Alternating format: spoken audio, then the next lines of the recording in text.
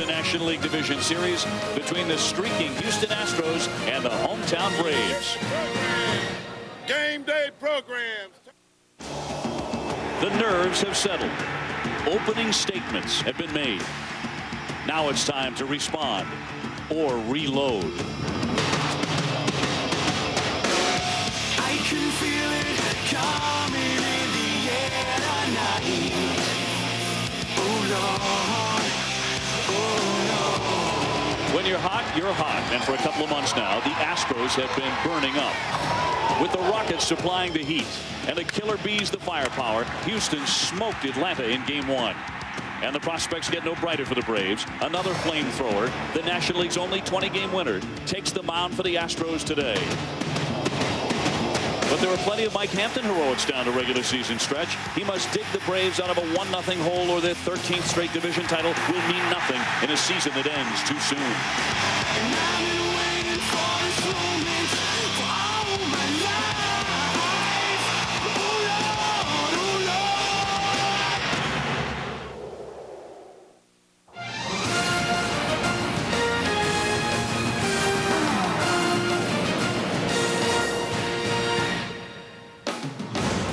It's Game 2 of the National League Division Series presented by Budweiser. The Houston Astros trying to take a commanding 2-0 lead in this best-of-5 series in Atlanta and change their postseason luck in this city.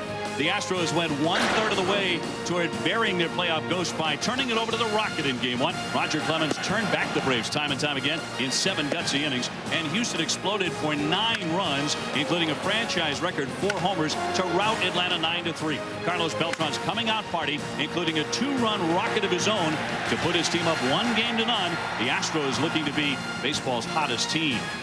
Welcome to Atlanta, everybody. Great to have you along for Game 2. Dave O'Brien, along with my partners Jeff Brantley and David Justice. And David, yesterday, the Houston Astros showed what everybody on their side has been talking about since before this playoff series began. That those 3 losses in the playoffs to Atlanta, they're ancient history. This is a better team, more balanced, more powerful. It's deeper. They showed it yesterday. Absolutely. I mean, the beauty of this lineup is that they don't rely on just one player to drive in all the runs. It's as balanced of a lineup as there is playing in these playoffs. Yesterday, it was Bagwell with the big double. Then you had the home runs by Beltran, Berkman, Osmus, and Lane. This is a lineup that's playing with a lot of confidence and on fire. In order for Mike Hampton to be successful today, he must make quality pitches. Because if he doesn't, the way this lineup is swinging the bats right now, at the right time of the year, it could be another long day for the Atlanta Braves. Well, JB, yesterday, Carlos Beltran was drilled in the ribs. They took x-rays. Those were negative. He's in the lineup. Chipper Jones for Atlanta also re-aggravated a hand injury, but he's back in there today. And speaking of injuries, both of the starters, Oswalt and Hampton, they went down the stretch with a couple of different injuries. Oswalt with a bad rib cage problem, but he pitched tremendously well, and so did Hampton with his knee trouble. Well, sometimes injuries make you concentrate a little bit more. For Roy Oswalt, he has won 12 ball games in the second half, more than anybody else in the National League. He's done it with a 97-mile-an-hour fastball and, yes, a 68-mile-an-hour curveball. 30-mile-an-hour difference between those 2 pitches. He will be at his best today. On the other side with Mike Hampton, his left knee is the knee that bothers him. That's his push leg. That's where he generates most of his power. But I can assure you, this guy is a great fielding pitcher. He has been in the past. The Astros will definitely test him early in the ball game to see how he moves off the mound, and that's going to be critical. Well, hey, going down 2-0 and heading back to Houston for a Game 3 over the weekend at Minute Maid Park, where the Astros just do not lose lately. Those do not really make the Atlanta Braves very excited, so they're looking for a win today. There is certainly an air of desperation here in Atlanta. And I've been waiting for this moment for all my life. Oh Lord, oh Lord.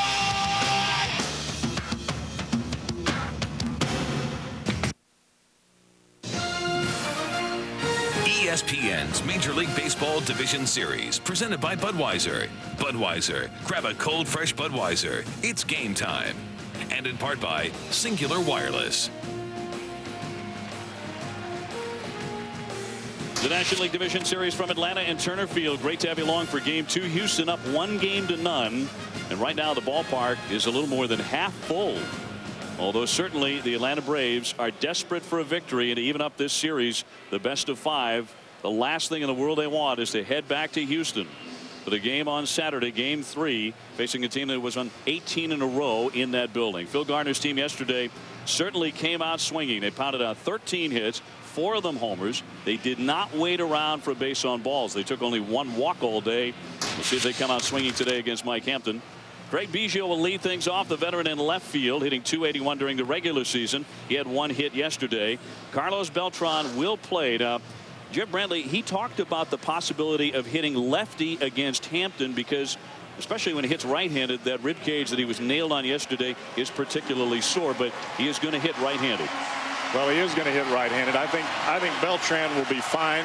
I think any time that you're playing in this type of caliber of ball game, you just go out there and you put your game on the line and you do the very best that you can. You just have to suck it up. There's no way that you can fix that rib cage. It's going to hurt, but he's just going to have to play through it. Jeff Bagwell with an RBI double yesterday. He's at first. Lance Berkman homered. He's in right field with Kent, Ansberg, Vizcaino, Chavez, and Oswald all to follow against Mike Hampton. Now, he's been pitching with that torn knee cartilage in his left knee since September 11th. How is that going to affect him today? Well, I think that he's actually pitched quite well, even though he's been hurt with that push leg. It doesn't seem to have bothered his velocity very much at all. And he's actually, I think it's made him concentrate on making quality pitches so that he doesn't have to throw as many pitches when he's out there on the mound. The big key for him is he's always been a great fielding pitcher. How well is he going to be able to move off the mound with that torn meniscus in that left knee? So defensively around the left-hander Mike Hampton, it'll be Thomas, Andrew Jones, and J.D. Drew in the outfield. Chipper Jones playing with that banged-up hand. For Colin Giles up the middle, LaRoche and Estrada at first and catcher. Giles made a terrific stop yesterday to help out the Braves in the 9-3 loss. Oh, it was an outstanding play going to his right, but up the middle with Furcal and Giles, you don't get much better in terms of range and the ability to turn double plays. Beltran will be the number 2 hitter in to face Giles and company in just a moment. Right now, let's get downstairs to Dave Ryan, our reporter on the scene. And David, a little more information about Beltran and that rib cage injury, and it looked like there was a chance he wouldn't play today. He talked about it. Well, Dave, certainly Carlos Beltran still very sore in the right rib cage area where he's hit by the Juan Cruz pitch last night. An hour before the game, during batting practice, he told me he still wasn't sure if he would play in this game today. He wanted to take some cuts right-handed because the last thing he wanted to do was aggravate the rib injury by hitting left-handed against the lefty Mike Hampton. He's never hit lefty against a southpaw in his big league career before. He didn't want today to be the first time. Last night, he spent the evening and slept with his right arm extended, trying to stretch out the rib cage muscle and make things loose. Plenty of ice treatment this morning and this afternoon before BP, and he did have a discussion with Juan Cruz, who plunked him last night. Cruz apologized and said it wasn't on purpose. Very good, Dave. Thank you very much. Ready for the first pitch in the sunshine in Atlanta. Hampton into the windup, and it's up and in for ball 1. And you saw Biggio there flirting with the idea of a bunt. Hampton is one of the best fielding pitchers in the game, one of the best athletes, period, in baseball. And usually you don't think about bunting against Mike Hampton right away. But with that troublesome knee, that could be a different story today. Well, I think it's going to be a story regardless of how long Hampton is in the ball game. I think the Astros are definitely going to see if he can move around, see what he can or cannot do off the mound. But this first inning is really critical for Hampton. Biggio swings a high fly ball down the left field line. That one deep into the corner, sailing, and that ball is foul. He just missed a leadoff homer. Biggio, who had 24 of them during the regular season, a career high for him, almost got the Houston Astros started 1-0 out of the gate. And this would have been huge. I mean, in terms of momentum, Houston has it right now. If they can jump out early and get a couple runs, they'll take this whole crowd out of it, and they may definitely take the Braves out of it. We talked about how the Astros, even though Biggio only went 1 for 5 yesterday, really came out swinging to set the tone for the series. This one popped up into short right, and Giles backing up behind him Drew, and Giles will take it for the first out. And here comes Carlos Beltran. We'll see how sore he is swinging the bat today after getting drilled in that rib cage in game 1. Up and in, and boy, you could hear that thud all around the ballpark. He had x-rays afterwards. Those were negative. But in a great deal of pain, as Dave Ryan told you, trying to sleep last night. He hits that one softly to Chipper Jones, testing out his own injury. the injured right hand, and he guns down Beltran. They're 2 away. Well, these 2 quick outs for Mike Hampton are absolutely critical for him. 30% of the runs that he gives up are usually in the first couple of innings. Batters hit .331 against him in the first inning, so that tells me if Hampton can get through the first couple of innings, maybe he'll settle down and he'll be all right. Bagwell coming up next. But David, back to Beltran there. I mean, swinging right away, not waiting to get loose, take a couple of cuts. Does that indicate he's nervous about that injury? No, I don't think so. I think he saw a pitch he thought he could handle. I mean, he's loose. Once you get in an on-deck circle, you take enough swings where you're ready from the first pitch on. I just think he saw a pitch that he liked, and he didn't get a base hit. But I don't think he's going to be apprehensive today, tell you the truth. He grounded out to third, 2 down, bases empty for Bagwell here in the first inning, and he waves right through that one. Now, many fans of Jeff Bagwell's career were truly happy to see the popular first baseman get off the postseason schneid yesterday. Went 2 for 5 in the opener and an RBI double during that 4-run third inning. Scored a couple of runs. And his talent, his grit, his professionalism, his heart, that generates a lot of pull for Bagwell around baseball. People are truly glad to see him do well. Well, he's a good person. He's a tremendous competitor, and you know, it's very similar to what Gary Sheffield is going through in New York. When you have to battle through an injury and you still go out there and play quality baseball, and everybody in the game knows you're hurt and you're still able to go out there and lead your club, there's not too many guys that'll actually do that. But you know, he also pressed in some of those previous playoff games. I think he looks around himself and he sees the lineup and the guys around him. He knows, I just got to relax and do what I can do, because I have guys I'm confident in that can do the job. Well, this has certainly been an elusive stage for Bagwell, the postseason. They count 3 balls and 2 strikes. Hampton snuck this one by him. Well, this pitch right here is the one that Bagwell has the most trouble with, because he just can't get that shoulder to extend to the outside corner. The ball that he hit yesterday, he actually looked for it to drive it that way. Well, he drives this one to right field, very deep. Drew on the move at the track and the wall, and it is gone. A home run for Jeff Bagwell to right field, and it is 1-0 Houston. Bagwell looking yesterday to drive it to right. He doubled this time over the fence to get Houston going 1-0. Well, you've got to know, Bagwell being around the game as much as he has, he gets this pitch the first time and he can't get to it. Well, you know Hampton's going to go right back out there and try to go a little bit further. Bagwell guesses right and gets the pitch that he wants to hit. He smoked that, David. His first career postseason home run. And how about that for a note? And here's another one during the regular season when Bagwell hit one out. The Astros were 18-9. And over the course of his career, they're about 115 games over 500 when Bagwell homers. But you got to understand, when guys like Bagwell, who's a leader on your team, hits a home run, I mean, guys really feed off of that. Guys can't wait to get up there, you know, and put a good at-bat on you. It also helps Roy Oswalt sitting in that dugout knowing that when he takes the mound, maybe it's at least 1-0. Well, I was talking to Roy Oswalt about this lineup, and he said, you know what, when you can get 4 runs, it gives him, he can relax and just throw his pitches. I would think so. Popped up by Berkman, and Giles makes the catch to retire the side. But Bagwell, a former teammate of Mike Hampton's, tags him the other way for a solo shot to make it 1-0 Houston. The Astros have their own cheering section here in Atlanta, and they got a chance to jump up and make some noise on the Bagwell homer moments ago. 1-0. Bobby Cox's team is behind. Yesterday, they had Roger Clemens ready to fall several times early, he said, so we never came up with the big 2-out hit. The Astros did it all day. They left 12 men on base, Atlanta did, in the Game-1 loss. Rafael Furcal will lead it off. He's followed by Marcus Giles, then J.D. Drew. Had a very quiet day yesterday. Chipper Jones coming back from that hand re-aggravation yesterday, that right hand. David, how's it feeling? Well, it looked like it really bothered him last year yesterday on a defensive play that he made. But in order for the Braves to win this series, Chipper Jones has to come up big. I mean, he's a leader of this ball club. It's very similar to Bagwell, a guy who, when he's being successful, they really feed off of him. And Chipper 0 for 4 yesterday in the first game. Here's Roy Oswalt. The first pitch is down low, ball 1 to Furcal. Oswalt during the season 20-10, the only National League pitcher to win 20, and that despite JB pitching with that sore muscle in his ribcage. Well, he has been absolutely outstanding in the second half. We've heard Phil Garner talk time and time again about the series that they had with the Cubs. Guys out onto the field talking back and forth between Oswalt and between Barrett and between Bagwell.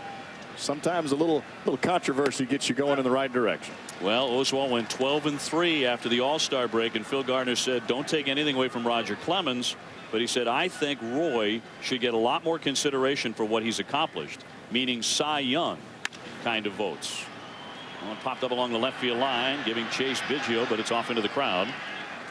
Now, Oswalt said that he planned to sit down with Roger Clemens before today's start and go over how Roger attacked the Atlanta hitters.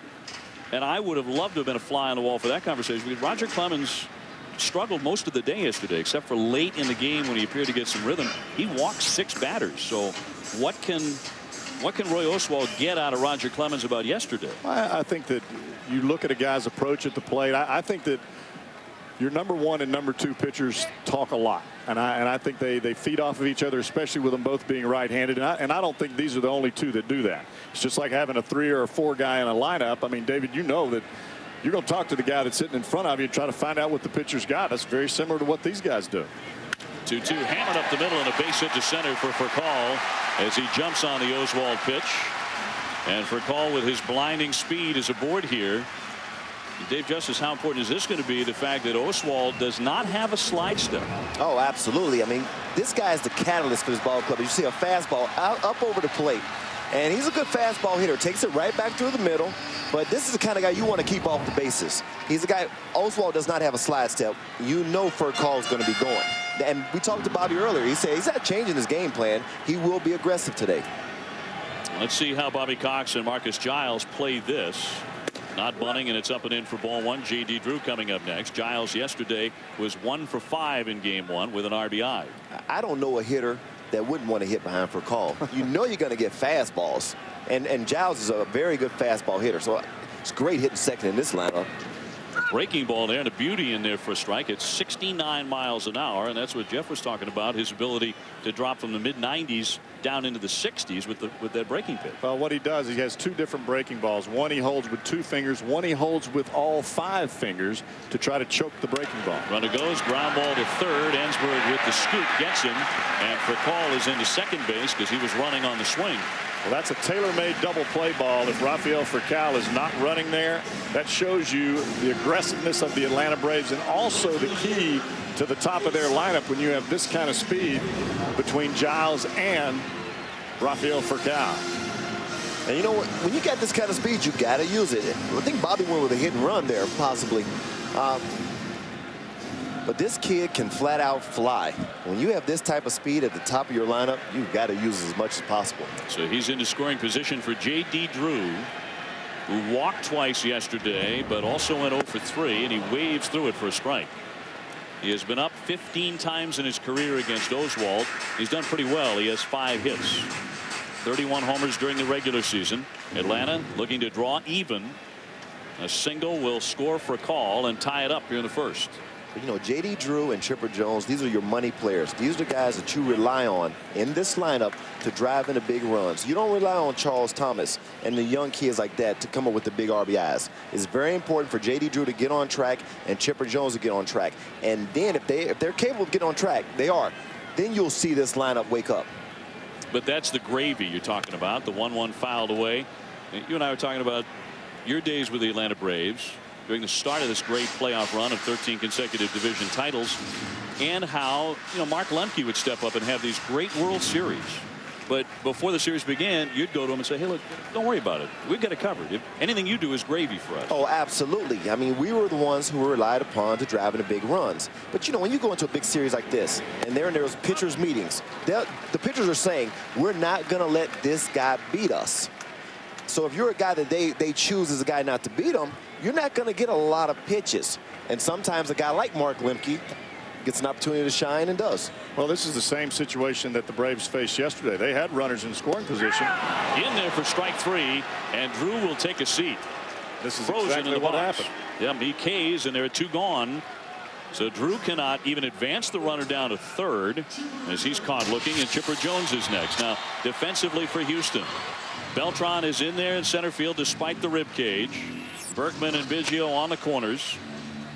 And Berkman in the regular season committed just 2 errors, but in game 1 And there was a problem with the sun and some of the shadows early in the game. He committed an error on a line drive. Well, I talked to him before the game, and I asked him about that particular play. And he told me that it's very tough this early in the game picking up the ball from home plate because it's so bright in the outfield and it's dark at the plate. And then he said, you got all these fans sitting here with white shirts. He couldn't pick it up that well. JD said the same exact thing. He said he couldn't believe that they gave him an error. He said, but you can't see the ball coming off the bat very well at all in right field during this part of the daytime. Yeah, I couldn't believe they charged an error either. I thought that was way above average, especially given the conditions. But looking at Berkman, he can't do any more than he's doing right now. He's got eye black on. He's got the shades on. Next thing you know, he's going to be holding an umbrella over his head. There's nothing else he can do to shade his eyes. And that's down low on Chipper to count 2-0. You know, talking about the meetings that we have going into the playoffs, and you dictate who you're gonna let beat you and who you're not gonna let beat you. When you get J.D. Drew out, then you know what you say? Well, Chipper Jones is not gonna beat us. He shouldn't get nothing great to hit here. I'll take my chances with Estrada. 2 down, a runner at second, the 2-0. Right at Kent. And again, Atlanta misses a chance to put a run on the board. That's a trend in this series. It happened all day yesterday and here early in game number 2. Here as we go to the top of the second, 1-0 on the Bagwell homer. Let's listen in on John Tamargo, the Astros bench coach, on that homer.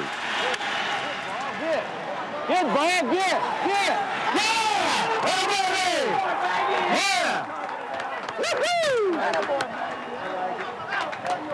Pinning the meter, as we say. But listen to that excitement. Listen to that enthusiasm. It reminded me of the College World Series, watching Texas and Mississippi States and them playing. You know, the enthusiasm that they're playing with. Well, if you look at the Astros dugout and you see all those guys standing along the top step of the dugout, and then you look at the Braves dugout, even though they're in the field right now, it's not that many guys standing up top. Kent taking a pitch outside. Jeff Kent 1 for 5 yesterday with an RBI double. Well, the home run by Bagwell, by the way, was the 5th in this series already for Houston, and 5 different players have hit one for the Astros in the first 10 innings of this series. And they have tied a team postseason record for home runs. Well, the one thing that we have seen, and this is the difference maker in this series, is that the Astros have hit when they've had runners in scoring position, and the Braves have not. And that's, you got it. If you're the 3, 4, 5 guy, David, you sat there your whole life. You know that's where you got to make your money right there. On the inside corner for a strike, even up on Kent 2-2. Morgan Ensberg up next, and then Jose Vizcaíno. The Astros have been in this position before where they took a game 1 lead and then wound up losing the series. Cut on and missed, and Kent strikes out as Hampton blows him away, 1 away.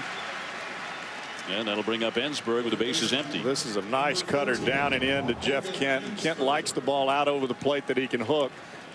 This pitch right here, I don't know if he could ever get to that. That almost looked like a 2-iron he was trying to swing down there to hit that ball.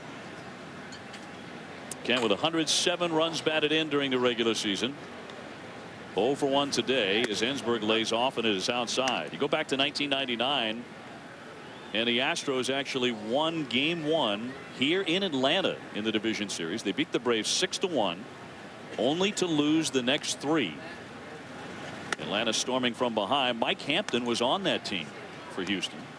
In fact, he took one of those losses in the series as a member of the Astros. Mike spending 6 years in Houston. Trying to beat them today. The 2-0 pitch on the inside corner. Good spot for Hampton. Well, I think the one thing that we can definitely count on is even if the Astros win this ball game today and have to go back to Houston, you can be assured that these guys that have the A's on their hat are not going to quit. They're going to play ball until they're down and out. 2-2. You know, if I'm facing Hampton, you got to pick one side of the plate because he has a 2-seam fastball that goes down and away against right-handers. Then he has that cutter that he likes to run inside to keep you honest and keep you from diving out over there. I take the approach today that Bagwell took on that home run. I look for the ball away and look to drive the other way. And I would take the ball in until I have to swing it with 2 strikes. Ensberg pulls this pitch to Furcal, who shows off that big strong arm for the second out. So 2 away. Vizcaino on the way up. In Atlanta, sunny day, not quite as bright and sunny as yesterday. More cloud cover. National League Division Series game number 2, Turner Field. With the Astros ahead 1-0. Jeff Bradley, Dave O'Brien, David Justice, and Dave Ryan with you. Bagwell with a solo home run in the first inning, David. You know, the one thing I see early is he's leaving a lot of balls over the middle of the plate. I mean, they're getting good swings, good balls to swing at. And he needs to be careful against a team that's swinging the bats with the type of confidence that Houston is. Well, this man does not have a whole lot of confidence when he faces Hampton. Jose Vizcaino 4 for 21 in his career against the lefty. That just means he's due. Oh, spoken like a true hitter. Man, I'm due. I might be 0 for 49 against you with 22 punch outs, but I'm due. I'm due. A 190 average for him. But you know, as a baseball player, that's the way you got to think. Because if you don't think that way, you're going to get beat every time.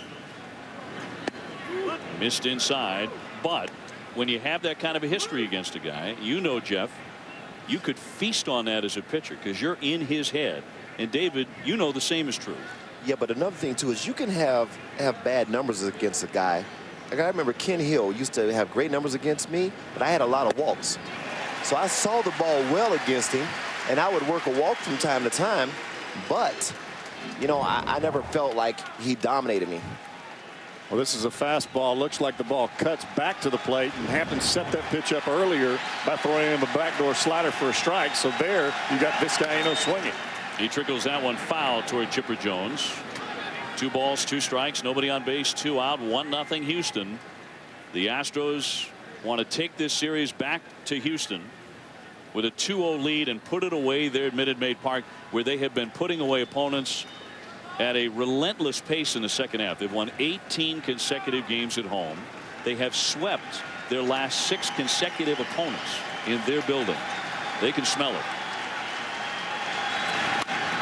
Ground ball softly hit. Chipper Jones to cut it off. And Vizcaino continues to be bedeviled by Mike Hampton. 1, 2, 3 they go. It's still the Astros 1 and Atlanta 0. Yeah. That's a look from left field, which is the Sun Field right now here at Turner Field. 1-0. The Astros in front on a Bagwell homer. Right-hander Roy Oswalt making his first career postseason start, and he has a little bit of support courtesy of a future Hall of Famer. Estrada pops that one up into shallow left center, and Vizcaino says he has it for the out. 1 man away. Oswalt with 20 wins during the regular season, but Dave Ryan, he has never won in the postseason. He's never pitched until today. How's he going to handle it?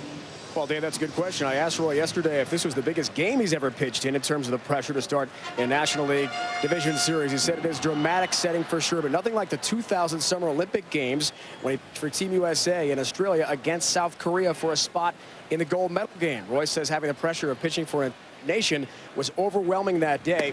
He pitched pretty well, got a no decision. Team won that game en route to the gold medal. Now 4 years later, he's pitching for the city of Houston. First ever playoff start. A lot of pressure, but not like the Olympics, he says. And pretty geared up. That fastball 95 miles an hour to push it by Adam LaRoche, who hit 13 home runs during the regular season and drills this one up the middle for a base hit. A 1-out single for the Atlanta first baseman. Oswalt coming in with a 63-27 career record. But he gives up the hit here with 1 out. Fastball down in the strike zone that LaRoche just jumps all over. That ball didn't even look like it was going to be, would have been called a strike. That ball was below the knees. So they're getting the tomahawk chops going here for Andrew Jones, who is 5 out of 10 lifetime against Oswalt. Andrew 2 for 3 yesterday with a home run as he takes a breaking ball in there for a strike. But JB, he had a horrible at bat against Roger Clemens in the 7th inning as he struck out on as weak a cut as you will ever see, when everybody in the ballpark believed he was going to get drilled by Clemens along the line. That's foul. Let's go back to the 7th inning. Bobby Cox really wasn't all that happy with his approach here, and particularly that swing. Clemens, talk about getting inside someone's head. He was in Andrew Jones' head. Well, I think everybody, including Bobby and Andrew, thought that there was a chance that Roger's reputation says, you hit one of my guys, I'm going to hit you. Yeah, that was after Beltran had been drilled in the ribs by Cruz. The 0-2 pitch checked his swing on a ball down in the dirt. One man out here and a runner at first. David, when you get in, I guess you can side with Andrew just about 100% when you get in against Roger Clemens, and the guy has already been drilled on Clemens' team. It's certainly right there in the forefront of your thinking, but how do you approach that? Well, I talked to Andrew, and he really thought he was going to get hit, and Roger already has hit him in the back of the neck before. Swinging a fly ball, center field. Beltran holding up that glove, but he sees it and in for the catch. 2 down. Roger Clemens in a gutsy effort, 7 innings despite not having his best stuff. Said he really didn't get tired late in the game, and that's why he was able to go 7 innings despite coming back from that stomach virus. He threw 117 pitches, but 6 walks in the game. That's a postseason career high for the Rocket. Jeff, when you look at what he did yesterday, really pushing himself through what was a tough start for him, it shows you how badly he wants to bring a championship to Houston, Texas, his hometown. He was grinding the whole ball game, and I think he actually pitched better the last couple of innings that he was out there than he did early in the ball game. And sometimes you're gonna step into a ball game, and I don't care if it's in the playoff or if it's in the first game of the season, and you're not going to have your best stuff. You're not going to be able to locate. You're not going to have a great split finger, and you've still got to go out there and figure out a way to win. And he did that yesterday. 0-2 on Charles Thomas. He made the pitches every single time that he had to, and this is that curveball from Roy Oswalt.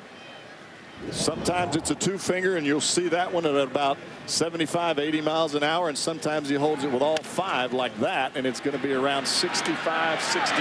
And it's going to be an out at first base on a close play. Thomas retired. 1 hit, 1 left. Oswalt showing off some nasty stuff early. ESPN's Major League Baseball Division Series, presented by Budweiser, brought to you by Choice Hotels. This fall, stay just 2 separate times and earn a free night at Choice Hotels.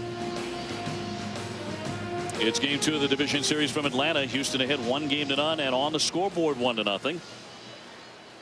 And Mike Hampton back to work. 13 wins during the regular season. He injured his knee around the early portion of September, tearing some cartilage in the knee. And he missed a couple of weeks, actually came back and pitched very well after that. He's going to have surgery on the torn meniscus when the season is over. There's a swing and a drive. Deep left field by Chavez. Backing up Thomas to the wall. Kissed that one goodbye. And another Astros home run. They have hit 6 in the series. And it's only the 3rd inning of game 2, and we haven't even gotten a minute made yet. Well, that's what I said earlier. He's giving them a lot of pitches over the middle of the plate to hit. He needs, with this lineup as confident as they are swinging these bats, he has to get on. He has to stay on these corners. This pitch is right over the middle of the plate. And you know, the thing about it is, normally we wouldn't even be saying the name Chavez. We would be saying Brad Ausmus, who did the same thing yesterday. But Chavez is the catcher for Roy Oswalt. And when you got a guy that leads the league in 20 wins, and he's catching you every day, you don't change that up, pal. And Chavez only 5 out of 36 against left-handers all season. Wow. But he hits a bomb here to make it 2-0 Houston. Nice time for your home run in the postseason. Wow. The Astros are getting a bunch of first-time home run hitters in the playoffs. Oh, yeah, you're getting home runs from guys you don't expect home runs from, like Ausmus, Lane yesterday, and now today, Chavez. And you expect them from Berkman, Kent, but you don't expect them from these guys. And Bagwell homering as well for his first postseason homer today. 2-0 Houston. So Oswalt has a bit of a cushion. He puts it in play to short for call on the charge. Out number 1. Well, tonight on Fox at 8 o'clock Eastern, the Dodgers look to get even with the Cardinals in game 2 of that series. Scheduled starters are Jeff Weaver and Jason Marquis.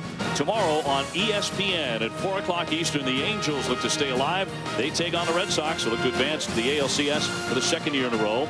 Kelvin Escobar against Bronson Arroyo there. And then at 8, the Yankees travel to Minnesota to take on the Twins. Game 3 of a series that is tied. The starters, Kevin Brown and Carlos Silva, in the MLB Division Series, presented by Budweiser.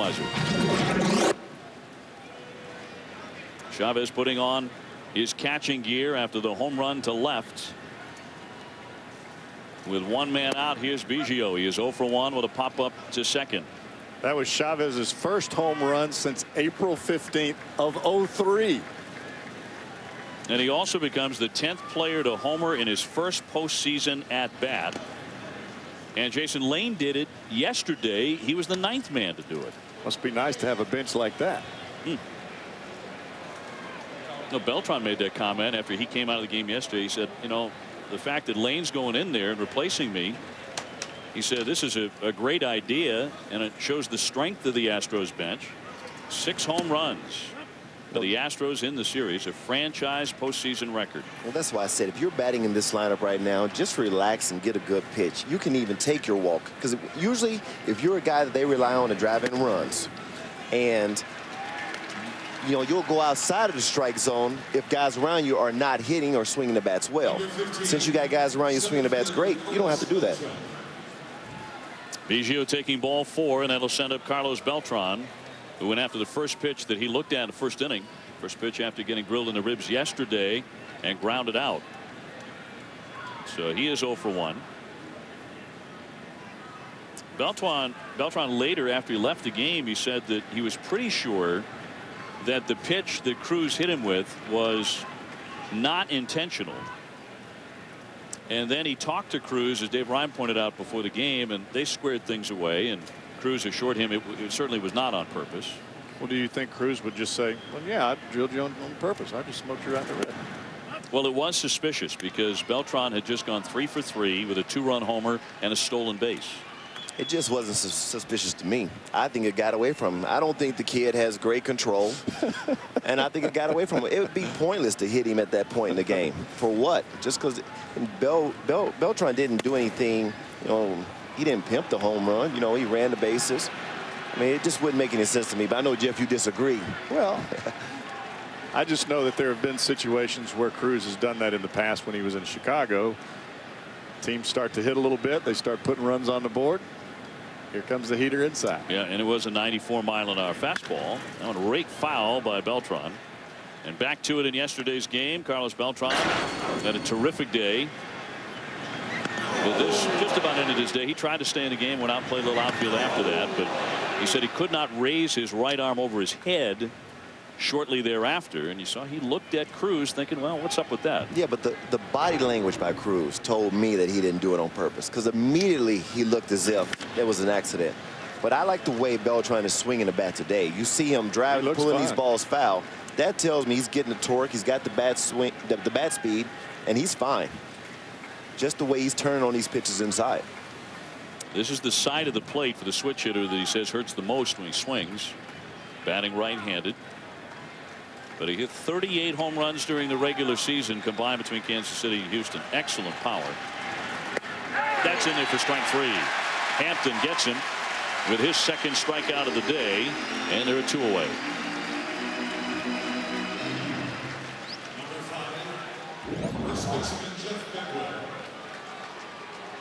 Well, this looks like a backdoor cutter. The ball came all the way back to the center of the plate. That just shows you what Hampton was trying to do with him. He threw 3 or 4 different pitches on the inside part of the plate, got him to pull him foul. The middle of the plate now looks like it's over in the first base dugout. You're right. That's why, as a good pitcher, and you're facing a guy with a talent like a Beltran, you must move the ball around the strike zone. You know, you said a while ago, watch out for Bagwell the next time that he comes up. Guess where that pitch was? Up and in. No diving. Bagwell with a home run to right in the first inning. He also doubled to right yesterday. And Jeff, he has talked about changing some of the things he does with his swing come next season. He's going to remain in that sitting stance of his, which is his trademark, but he's going to do some things different to compensate for that shoulder problem. Well, he told me that he's got a larger hitch than he normally would like, and he said, when my shoulder's healthy, it doesn't bother me at all. He said, but I'm going to have to play the rest of my career with my shoulder in pain. So I've got to do something to allow me to get to the ball sooner, where when I recognize the ball, I can get the bat to the baseball and cover the outside part of the plate. He said, right now, for me to cover the outside part of the plate, he said, I'll almost have to guess and dive out there. And we've seen him do it a couple of times. And he's 3 for 6 in the series. He looks at a strike, 2-1. He said all he was going to try to do was be able to shorten up, even if it was just a couple of inches, to raise his hands a little bit higher, to not have as big a hitch. Even if it was just 2 or 3 inches that he saved, it would allow him to be a little bit quicker. He said, you know, JB, he goes, I'm not getting any younger, And he said, I'm just going to start taking soft toss come November and see if I can work it out. 2-1 fouled away. Of course, that's on the hitting side. Defensively, there's nothing he can do about throwing the ball. He just can't throw anymore. But look at that swing in the first inning. David, nothing wrong with the swing. Well, the previous pitch was a fastball away. To me, it looks to me like he committed to out over the plate, and he really went and got that ball. That wasn't a terrible pitch, and he absolutely tattooed that. Well, you saw him dive on the first pitch of this AB. He was going back out there again. He flies this one deep to right, but foul. And the count remains 2 balls and 2 strikes. Jeff Bagwell, the only first baseman in Major League history to have 400 homers and 200 stolen bases. The 12th straight year with at least 20 big flies. He had 27 this year, down from a normal year. But he is homered here today. Raul Chavez is also homered. That's 6 different players who have homered in the series already for Houston. Just a little low. 3 balls, 2 strikes. And this one by Hampton just missed. Phil Cuzzy said no behind that plate. 6 homers, 2 doubles, 7 singles. The Astros lighting up Atlanta for 13 hits yesterday. And both of their hits today are out of the park. Swung on and missed for strike 3. That's it for Bagwell. But Raul Chavez homers along with Bagwell earlier. And the Astros have taken a 2-0 lead. They're up 1 game in this best-of-5 series and leading today.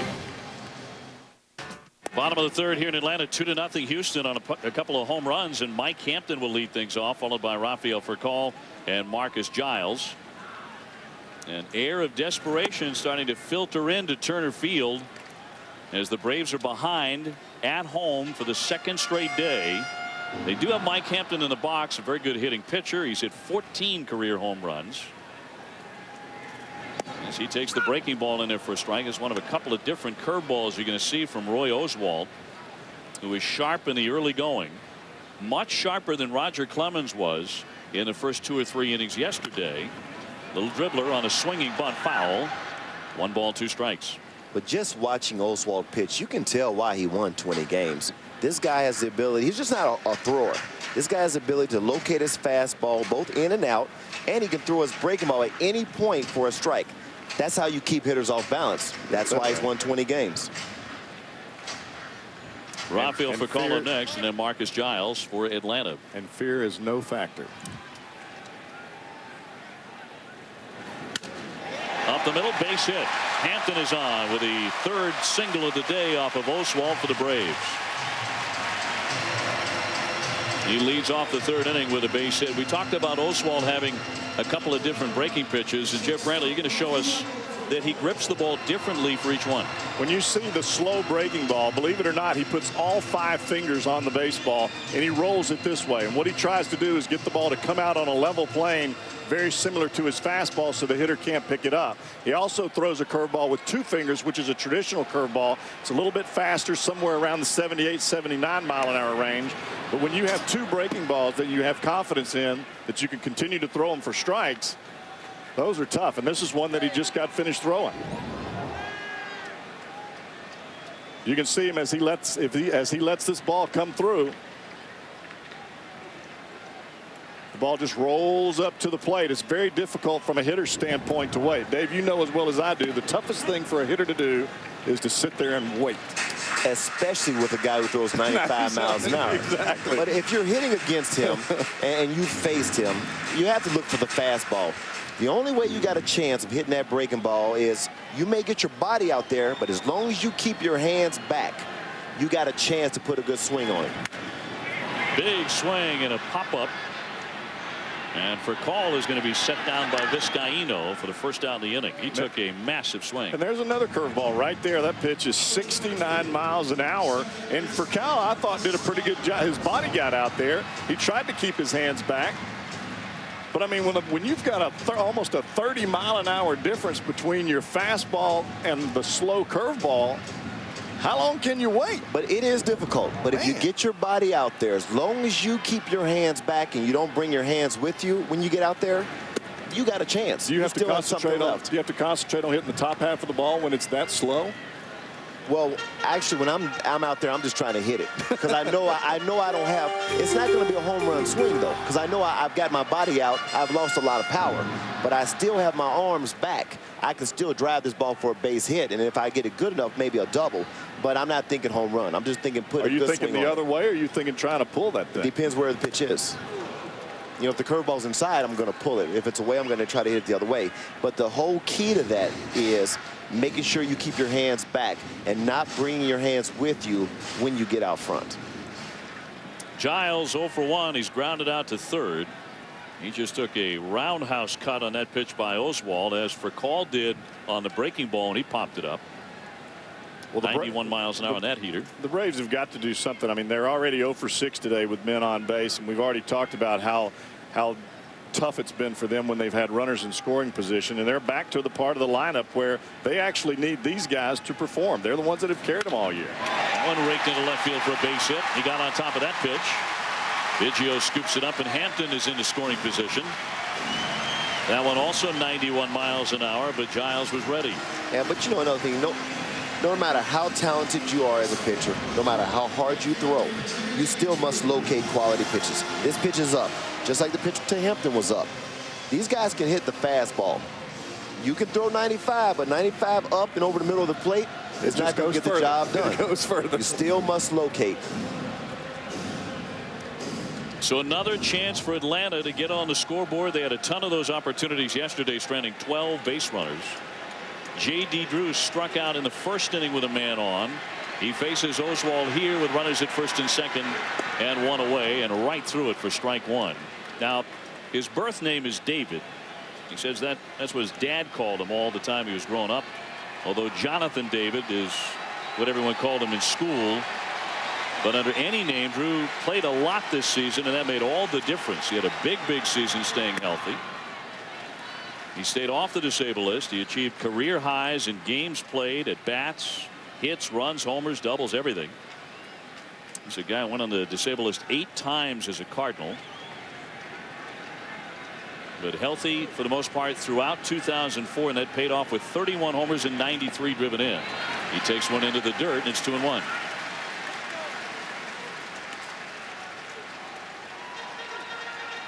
The Braves just abysmal so far with men in scoring position in the series. Look at this, 0 for 9. You know, and that's just not going to get it done, because that means you're going to now have to try to score off home runs. So if you can't drive in any runs, you know, with men in scoring position. But at this time of the year, you got to, when you get an opportunity with men in scoring position, you must capitalize. Drew, good speed, tough to double up here on the left side of 2-1. A little late on that one, and it's 2-2. 95 as he muscled up for that heater. And that's 95 after 3 consecutive curveballs that were less than 70 miles an hour. And David, you said, I mean, that was a hittable pitch right there. But I mean, it takes your eyes a little bit to adjust to something coming in there that fast.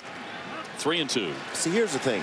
When you're hitting against a guy that you know can throw his fastball and his breaking ball for strikes, it's tough to game plan against a guy like that. You got to sit on one or the other. So you got to sit on one and hope to adjust to the other. A guy like Oswalt, you must sit on the fastball, or he'll throw it right by you. He'll throw it right by that. But we saw that. And JD's a fastball hitting machine. 2 on, 1 out. Could not hold up, and he strikes out. Wow. Oswalt fans him for the second time. And once again with a man on, and Drew strikes out again. See, that's pitching. I mean, that's throwing your breaking ball for a strike when you need to early in the count, and then throwing it as a chase pitch. And this pitch is not a devastating over-the-top hammer. This is the speed of the pitch and the differential between the fastball at 95 and then a breaking ball that rolls up there. This is nothing more than just changing speeds and adding and subtracting from your fastball. But you don't swing at that pitch if you don't respect the fastball. Exactly. A strike to Chipper Jones. He is 0 for 1 today.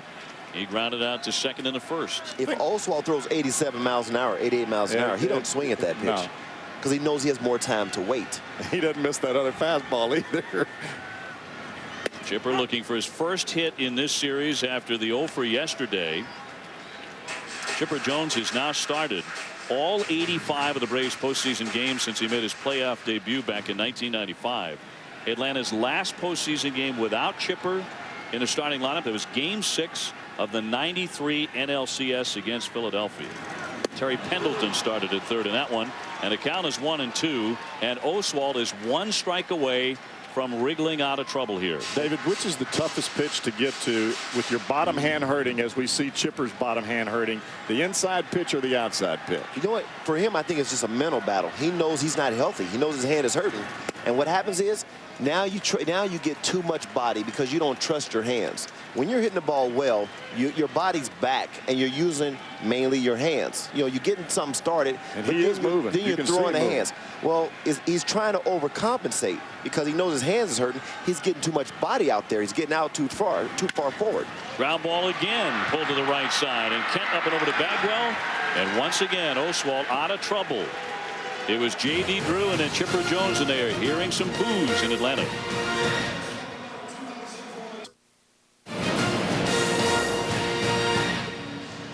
The division series, the National League version, 2-0. Houston in front on homers. The MLB division series presented by Budweiser today in Atlanta at Turner Field. Sunnier times for Houston at the moment. They have a 1-0 lead in the series. Homers by Bagwell and Raul Chavez, who always catches Mike Hampton. And anything they get offensively is a bonus. Well, a big bonus for him. His first hit in the postseason, and it's a home run. So it is on to the fourth inning, 2-0 Houston. Lance Berkman, Jeff Kent, and Morgan Ensberg, part of a Houston team that doesn't want you to concentrate on the postseason failures of the past. The 0-7 in playoff series for this franchise, losing 3 of those series to the Atlanta Braves. That's in for a strike on Berkman. David, you talked about it when we came on the air. Different time, different place. That's what they're saying. This is a much deeper, more powerful, more talented, more balanced Houston team. And this is a different Atlanta Braves team. This is no longer Maddox, Glavine, and Smoltz. I mean, this is Jared Wright. It's Mike Hampton. It's John Thompson.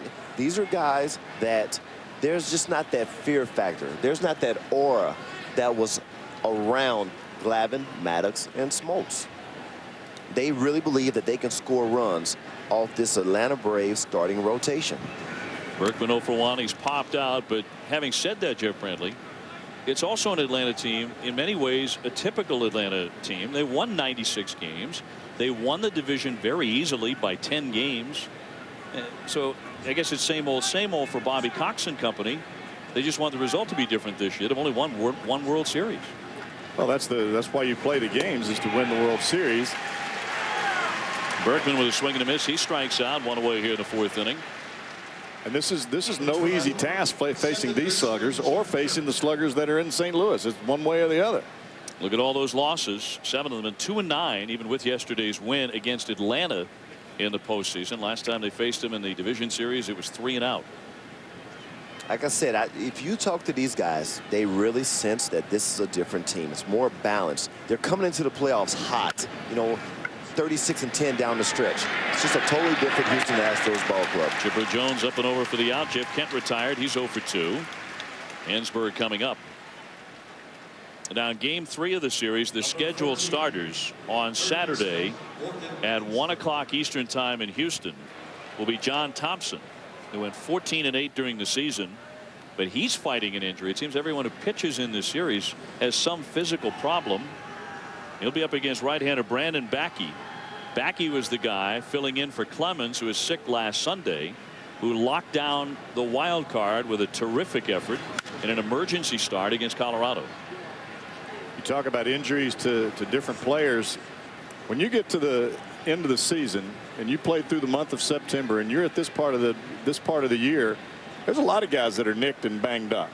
The bottom line is you got to suit up in that uniform and get out there and suck it up and play some baseball. This is no time to be worrying about nursing an injury. But you also get accustomed to playing with the little nicks and bumps that you get. You cannot play 162 games and not have something, you know, hurting you at this point in time. And the older you get, you understand the difference between pain and injury, right?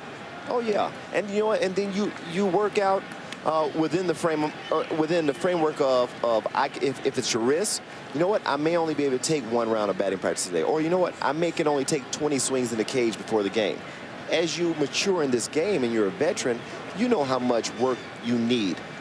When you're a young kid, you're in the cage for hours swinging.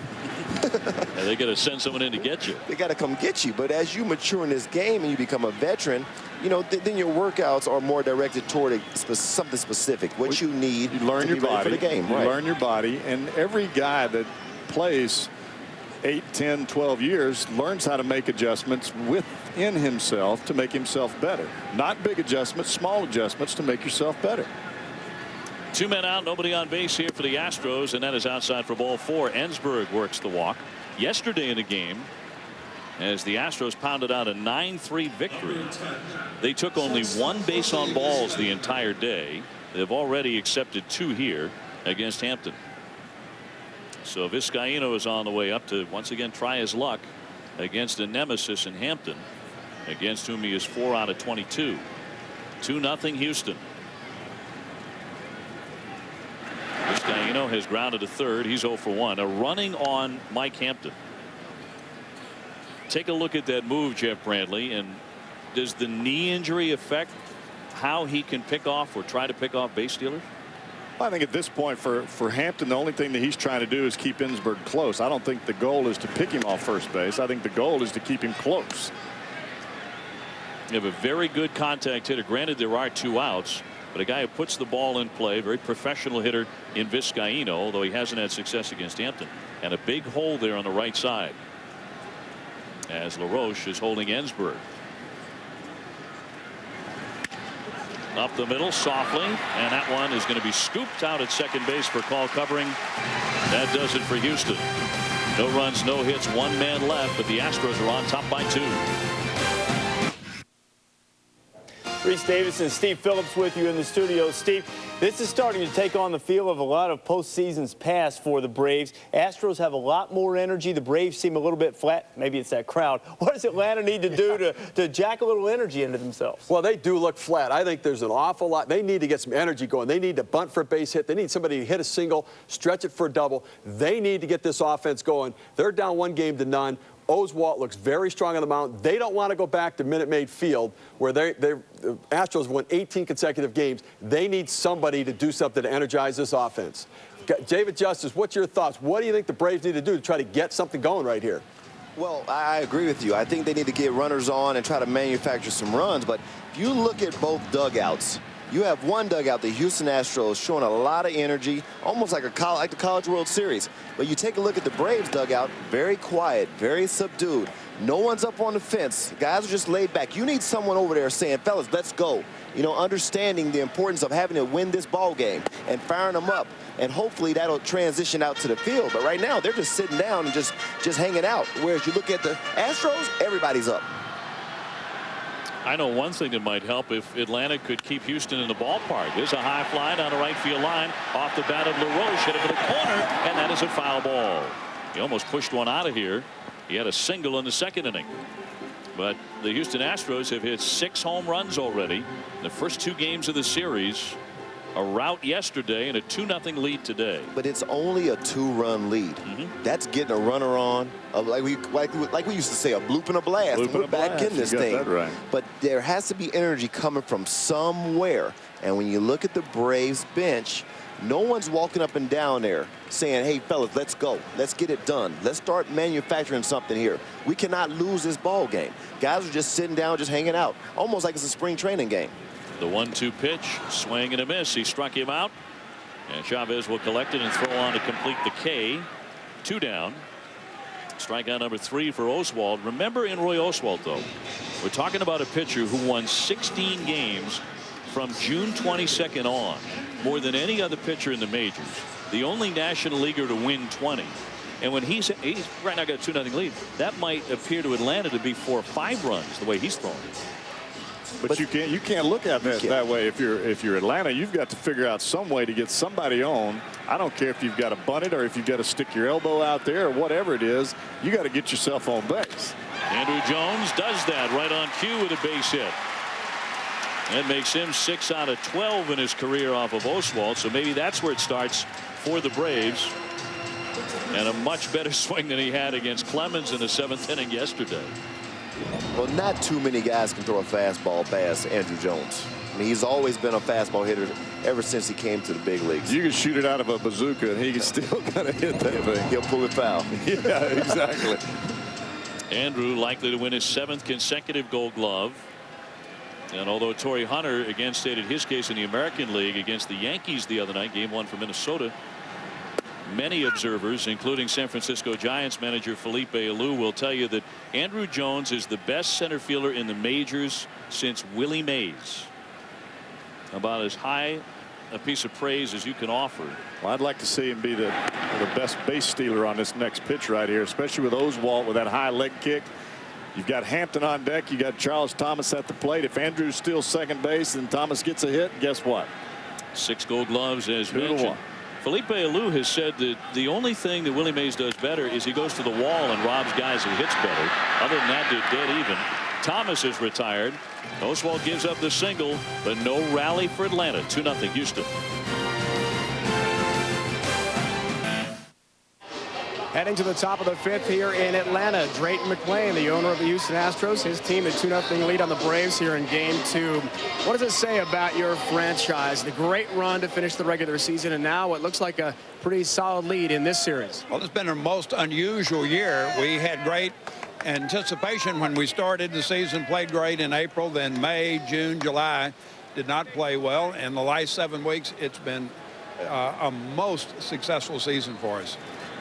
What kind of energy and enthusiasm do you anticipate at Minute Maid Park for game 3 if your Astros stay ahead here? Well, particularly the last series against St. Louis, where we defeated the Cardinals, we had to. We didn't have any margin for error, and then the last 3 games against Colorado, all 6 games were complete sellouts. And I think people in Houston are just really excited. They've been waiting a long time to have a champion. Can your franchise overcome the past troubles in the playoffs? You look pretty good here so far. Well, the win yesterday was just one of I think one of the most important victories ever in the history of the Houston Astros. This is the 42nd year. And we needed to defeat the Braves because the Braves had beaten us in 3 playoff series, and we needed to assert ourselves. And in the clubhouse before the game, I've never seen the confidence that our players had. How do you approach the big free agent signings coming up here and your manager, Phil Garner? Well, that's going to be a big step for us, but right now we're focused on defeating the Braves today and moving through to the World Series. And then we're going to really, really aggressively go after all of that. Thank you so much for your time. Thank you for being here today. David? Dave, Mr. McClain, thank you very much. Another hit for Raul Chavez moments ago. A home run for him in the 3rd inning. And now a single here in the 5th inning. He is having quite a day.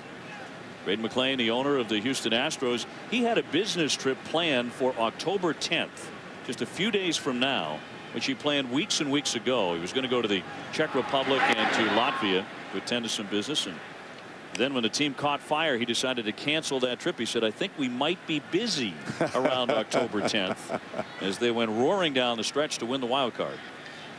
Well, they have come roaring. There's no doubt about that. And now Oswalt will be allowed to bunt. If he can get it down, he is 0 for 1 with a ground out to short. 2-0 the Astros, and they really have lit up the city of Houston with this spectacular reversal of fortune in the 2nd half. And now they're pounding on the Atlanta Braves. 2-0 here, 9-3 yesterday in game 1. And David, this is just, as Steve Phillips was talking about, you mentioned it as well, so much energy pulsating through their clubhouse and in their dugout and in all of their interviews, whereas the Braves just seem to be on a different level. Maybe they just run a little lower on the enthusiasm meter, but you're seeing it out of Houston. You're not seeing so much out of Atlanta. Well, if it's there, it's just not visible. I mean, you got to understand, every team needs a guy who goes up and down that bench, you know, keeping guys loose, keeping them fired up, keeping their focus. And see, I'm not expecting to be a young kid. You know, to me, the young guys on the ball club, they're looking for direction from the veterans. They're looking for a leader. Yeah, they're looking for someone, exactly, and that's my point. You look at them right now, it's like they're in cruise control, but you're losing. You don't have a lot of innings left. We got to start, you know, get that focus. Let's go get some energy in that dugout. Well, Hampton has just gone to 3-0 on the pitcher, who's simply trying to give himself up and bunt to sacrifice. Cruise control is fine during the regular season. When it comes postseason time, you got to turn it up a notch. And we've seen the Houston Astros do that. When you walk into that locker room and you see Andy Pettit, who is on the DL, can't do anything but cheer. Wade Miller's in the same situation, but yet they're here cheering for their ball club. That is not good walking the pitcher right there. Oswalt taking ball 4, first and second for Houston. And there were also plenty of empty seats, which has become a playoff tradition here in Atlanta. After the initial euphoric seasons like 1991 that David Justice was a part of. And here comes Leo Mazzoni trying to find out what is up with Mike Hampton walking the pitcher. Well, tonight, running back Wally Lundy leads Al Gross 4-0 and 9th-ranked Virginia Cavaliers. They try to remain unbeaten, and they'll host Clemson. College football primetime. It's presented by Cooper Tires tonight at 7:30 Eastern on ESPN. Clemson, Virginia, also available in high definition on ESPN HD. Call your cable operator, DirecTV, or DishNet today. For more info, log on to ESPN.com. Nobody out and 2 on. Houston already on top 2-0. Well, in this situation with Biggio at the plate, Biggio is a great bunter. He's going to try to bunt the ball and make Chipper Jones come and field this ball. Chavez is at second base. He's not a very fast runner. You're going to see Furcal most likely head to third base, and they're going to try to cut this run down at third base. You got a pitcher with a bad knee, a third baseman with a bad hand. This could get interesting. Up and away for ball 1. Dave Justice, you played on teams that won championships here in Atlanta, New York as well. Who was that guy who went up and down the dugout, the rah-rah guy, the one that kicked everyone in the tail and said, we need to ramp up our level of energy? Well, for Atlanta, it was me. I mean, I was the guy that was known for being that type of person. I was the vocal leader of our ball club. But if you look at this Atlanta Braves team now, I think, I mean, if I had to ask one player, I would say Julio Franco, because he's not in the lineup. He's out there. It's in the dugout. He's very respected, you know, loved by the players. And he can do it in 3 different languages. Absolutely. You're right. He can talk to the Americans as well as the Latins. I think he would be the one. I think Hampton has got some problems with that knee. He stepped off of the back of the mound a while ago before Mazzoni came out as he walked Roy Oswalt. And the first thing that he did was reach down onto the backside of that left leg. Now, this is no time to be a hero. I can assure you of that. He's missed with 6 in a row. Bunted out on the strike, and that's a fair ball. Now rolling foul. 2-1 on Biggio. He'll come on back. And the runners, Chavez and Oswalt, will return to first and second. But he had missed with 6 consecutive pitches until that one. When you can't push off the back leg, it makes it very difficult to drive the ball down into the strike zone. We've seen Hampton the whole ball game being able to do that, but there's only so much that knee is going to be able to take. And when the fatigue starts to take over, the ball starts to rise. And when the ball starts to rise, David, you know as well as I do, it starts going over the fence with some regularity. And right now he's going to have to move around because, you know, Biggio's bunting, which means he's got to move off that mound after every pitch. The 2-1, not bunting this time. Hard hit. Chipper with it into second, 1 on to first, double play. Well turned by Atlanta. 5-4-3. Chavez becomes the runner at third with 2 away, and Hampton makes a big pitch. Big pitch, and this is a big defensive play. I mean, they had an opportunity to really break this game open. This really helps out the Atlanta Braves. He gets a fastball, hits it. I mean, Taylor made perfect. It's just a matter of executing these throws, but this is an easy double play. Now, I know that the count was in Biggio's favor, but why are you not bunting there? You've got to bunt in that situation. You get a 1 out with this lineup coming up. Beltran went, according to the home plate man Phil Cuzzy. He swung the bat, so they pull away the bunt. He did hit it sharply, but right at the feet of Chipper Jones for the easy twin killing. I take my chances with 1 out and runners at second and third, and Beltran and Bagwell coming to the plate. I don't like that play at all. I think you're absolutely right. That was a surprise, although Hampton had been scuffling in the strike zone. That one right over the shoe tops of Beltran. Today, 0 for 2 with a strikeout. Just the amount of pressure that it would put on Hampton. Second and third with Beltran, then Bagwell. That's a lot of pressure to be pitching. You put a 4-run lead up on that board with the Astros ahead right now, they're going to be swinging with some kind of relaxed atmosphere. And if you think the Braves appear down now, let them get down 4-0. Into the dirt, 2-1. Bagwell on deck. Should we get that far? 2 away.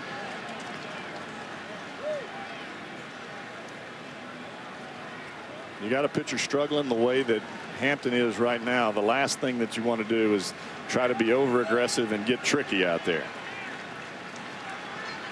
Hampton, the former Astro, pitching, swinging a drive, and he hooked it wickedly deep and into the left field corner. Beltran showing off some power, and yesterday hit one fair over the center field fence and over the head of Andrew Jones. We saw this same scenario yesterday. He hooked one foul down the right field line. The next pitch was a breaking ball he hit out of dead center. Runner at third, 2 down, and a 2-2. Fouled it off, just got a piece of it. Yesterday, one of the killer bees striking for a home run, and Carlos Beltran, his first postseason home run. One of 4 the Astros hit on the day. They've added 2 more today. Beltran would later be drilled in the ribs in the 7th inning with a pitch. That ball looked like he just slapped it, and it still went out of dead center. The swing on the foul moments ago certainly didn't indicate he has any trouble with that rib cage. And he is all over Hampton. 5 out of 8 with a homer. Again, the 2-2. Swing and a miss. He struck him out. So the Astros decide not to bunt. Biggio hits into a double play, and then Beltran strikes out. Is the tide turning for Mike Hampton in Atlanta in Game 2? First time since we've been here for this series, games 1 and 2, there's a little bit of electricity running through Turner Field. The fans starting to sense that maybe Atlanta just caught a major break as Biggio hit into that double play. And Mike Hampton, who singled in the 3rd inning, he's 1 for 1, will lead things off here, followed by Fricall and Giles. So the speed guys at the top of the order right behind Hampton. This might be the inning for the Braves if they are going to turn things around. 1 ball and 1 strike on Hampton. Houston with the 8th and the 9th batters on base. If that's not a bunting situation, I don't know what is. Double play lets him right off the hook. Now, Phil Garner, you figure he's rolling the dice a little obviously there as it's fouled away by Hampton, because throughout his career Biggio has been among the most difficult men to double up. Just not this time. This was tailor-made. This is not the time to be rolling the dice. You got a 2-run lead. You got your foot right on the top of their neck. This is not the time to ease off. You twist that thing over and you put them out of their misery. 1-2 is outside. And David, what does that do to your club in the dugout when you look like you're building a big inning? You got Beltran coming up right after Biggio, one of your top RBI men, and the double play just suffocates it. Swung on and missed for strike 3, and Hampton is done. For a call coming up, he is 1 for 2 on the day. This Saturday is Showdown Saturday, ABC's college football, featuring 4 of the top 10 teams in the nation. At noon Eastern, number 5 Texas battles number 2 Oklahoma. Then at 3:30, you'll see either number 7 Cal against number 1 USC, number 16 Wisconsin, and number 15 Ohio State, or number 21 Oklahoma State taking on Colorado. Check your local listings. For a call up for the 3rd time, does that suck the life right out of a dugout? Not out of Houston's, because you know what, the ball has been bouncing good for them in these last 2 games, so with this game and last game. So I think they just see it as a chance or something that just didn't go their way. But if you look at their team, I think they feel very confident that they're not going to get any runs off Oswalt today. Kent hoovers it up, and for call is quickly done in. 2 away. Now, if Atlanta scores 2 runs and tie this ball game up, you bet believe every one of those guys are going to be talking about that particular play. Well, they'll all be tomahawk chopping in this joint if that happens. Oswalt now 4 2/3. He has allowed 5 hits but no runs, hasn't walked anybody. Hampton has walked 3 men. Gently hit. Bagwell leaves first. The underhand flip, and that is one quiet inning for Atlanta. They go down 1-2-3. So no turn of events whatsoever.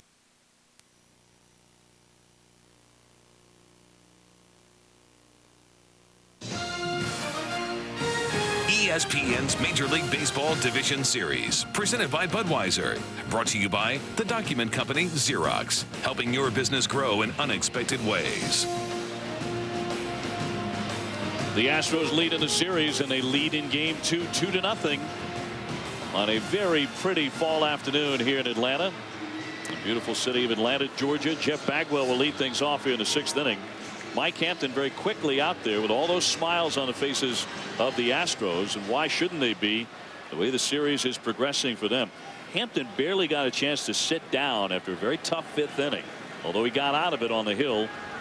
A lot of help there in the double play ball from Biggio. Inside on Bagwell for a ball. But Hampton, when he came up to hit, he ran 5 pitches before he made his out. For Call, however, only saw 2 pitches before making it out. Giles 1 pitch. So Hampton had very little time to collect himself and get any kind of a rest. Right back at it and facing the heart of the order. Well, this is definitely a big inning for Mike Hampton, facing 3, 4, and 5 in this Astro order, because if he can get these guys out in succession, he's got J.D. Drew, Chipper Jones, and probably the best hitter they've got with runners in scoring position, Johnny Estrada, coming up in the bottom half of the inning. Bagwell weaves right through the pitch. A homer in the 1st inning, a strikeout in the 3rd inning. Berkman, the on-deck man. You can see where Chavez has that glove set up. Not Chavez, but where he's got the glove set up. Hampton puts the ball right on it. Johnny Estrada behind the plate here, and the pitch is outside. Bagwell with 27 home runs during the regular season. And we mentioned he's homered today. They are 18-9 this 2004 campaign when Bagwell hits one over the fence. Swing and a foul tip, and that one came back to bite Estrada. He got nailed, and he's going to need some help from the trainer. A roundhouse cut by Bagwell, fouled it away, and Johnny Estrada is in some pain here. Ooh, takes it right off the inner thigh. You know that's going to hurt. That's going to leave a mark. I've seen it time and time again with Estrada back there behind the plate. I think in one game earlier this year he got hit 6 or 7 times, still back there just putting his mitt up and going on with it.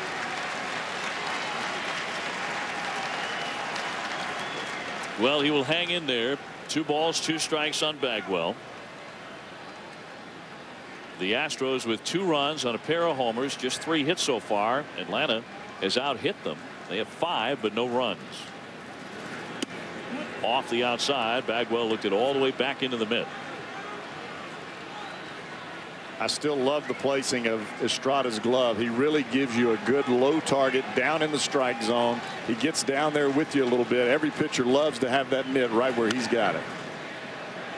And now does Bagwell look to you, David, like he has established a trend in the series that if he's going to hit it hard, he's going to go right field? Well, and that's the way the Braves are pitching him. So that should be his focus, is take what they give you. If he hits enough balls to right field, they'll start coming into his wheelhouse. Then you'll really see him unleash on them. And start to pull it. Pops this one a mile in the air on the right side. LaRoche is there on the grass, and the first baseman will make the catch down low. Bagwell retired. That was up there all afternoon. Bagwell not happy at all with that at bat. Certainly not that last swing. He is 1 for 3 today. Well, David, you've been saying it all day. This ball is left right in the middle of the plate, and Bagwell knows he should have crushed this pitch. You're right, and this is a pitch right in his wheelhouse. They've been pitching him away. All he has to do is beat him a few times to right field, and now they'll work themselves right back into his wheelhouse. He knew that he got his pitch and just missed it. Lance Berkman 0 for 2. He's popped up and struck out. Hit a 2-run homer in the 3rd inning yesterday. One of 4 Astros to park it. A club record in a playoff game for the Astros, and that erased thoughts of his 1st inning error on the Marcus Giles line drive. He stings this one into right center field for a base hit. Andrew Jones cuts it down, and it's a single for Berkman with 1 out in the 6th.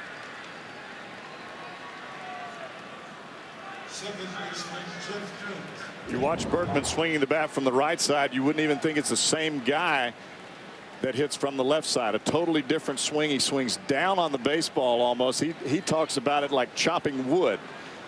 The way he swings the bat from the right side, hits a lot more line drives on that right side, but that ball right there was absolutely stung. So far, a pretty quiet series for the former National League MVP Jeff Kent. He stinks that one to center field. However, Andrew Jones backing up with room, and he makes the catch shy of the track. So Kent is now 1 for 8 in the series. 0 for 3 today, and that's in front of Morgan Ensberg. Well, this is a pitch. I mean, he's got nice movement, nice tailing action on his fastball. And as a result, he gets Kent to hit off the very end of his bat. If this ball had flattened out or if it was straight, that ball might have been out of center field. Hampton has pitched very effectively. He's allowed only 4 hits, and despite 3 walks, he's made a couple of mistakes to Bagwell and to Chavez, and he's paid for those. 2-0 Houston. Otherwise, he has been very, very good out there. The question is, how long will he be allowed to continue to pitch? Because in a couple of innings, they're going to need to pinch hit for him, get him out of the ball game in order to bring up a batter. And the pitch, a check swing, and it's in there for a strike on Ensberg.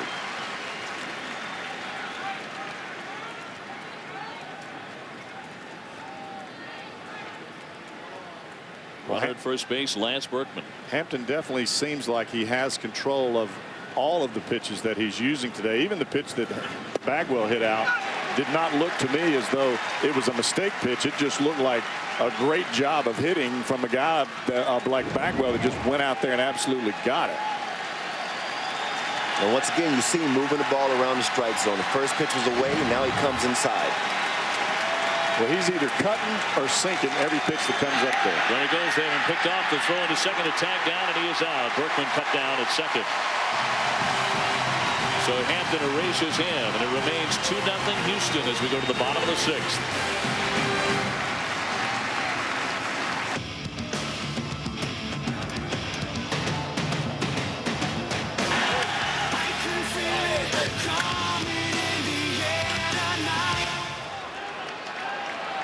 Game 2, Hampton has pitched well, but Oswalt has been a little bit better. And Roy Oswalt has a couple of home runs on his side. A ground ball up the middle, but not hit too stiff. And Vizcaíno is there in time of the throw to get J.D. Drew, who is 0 for 3. The number 3 hitter, 2 strikeouts and a weak ground out there, JB. And more wasted opportunities here for Atlanta to get something going. Well, that now makes Jones and J.D. Drew 0 for 12 with 5 strikeouts in this series so far. When your 3 and 4 hitters cannot perform and cannot put some runners or get themselves on base or drive some runners in, you got problems. Chipper Jones, first pitch swinging, and he pops it up into left. Biggio underneath it. 2 down just like that. How about a 3-pitch inning? Well, 2 outs on 2 pitches. Wow. And Atlanta mustering nothing close to an attack here today against Oswalt. And David, is it a case of Oswalt just overpowering them? I mean, he has a nice string of outs going here, or is that an over-anxious Braves team that cannot get hits? What it is good pitching will always be good hitting. And he's doing an outstanding job of locating all of his pitches, throwing his breaking ball at any time. You really can't game planning. And a lot of it is Oswalt. I mean, he's an outstanding pitcher. There's a reason why he won 20 games. Well, let's face it. I mean, he's throwing the ball in between 94 and 96 miles an hour down around the kneecaps. He hasn't thrown too many balls up in the strike zone. And with that kind of power, with the change that he's throwing with that breaking ball, it's not too many teams that are going to put a whole lot of string of hits together against that anyway. See, that's why you got to put some type of pressure on him, though. Guys like Furcal, Giles, bunt a little bit, change it up, running, do some things to get some runners on base, and maybe you can rattle him then. And that's what you and I thought that this club would be doing today, but they have not done that. They've not put any pressure on him at all. This has kind of been a walk in the park for Oswalt today. Well, he's retired 10 of the last 11, making it look awfully easy. This time, however, he walks Johnny Estrada, who is very patient. He took a much different approach. Drew made his out on 1 pitch. Chipper made his out on 1 pitch, but Estrada works the count and takes the walk. But they're still in this. It's not like it's a two-run game. Right. A home run here or even a double here, something to really get this team, charged up.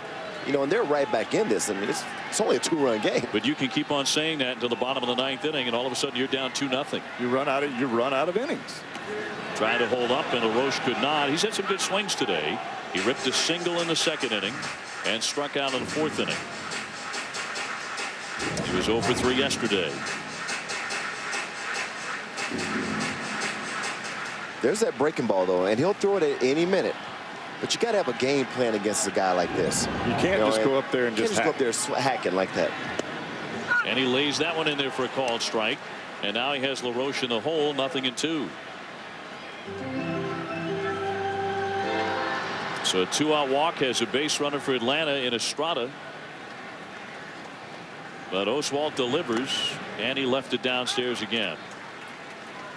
Game 3 of the series Saturday at 1 o'clock Eastern time on ESPN2. John Thompson against Brandon Backey.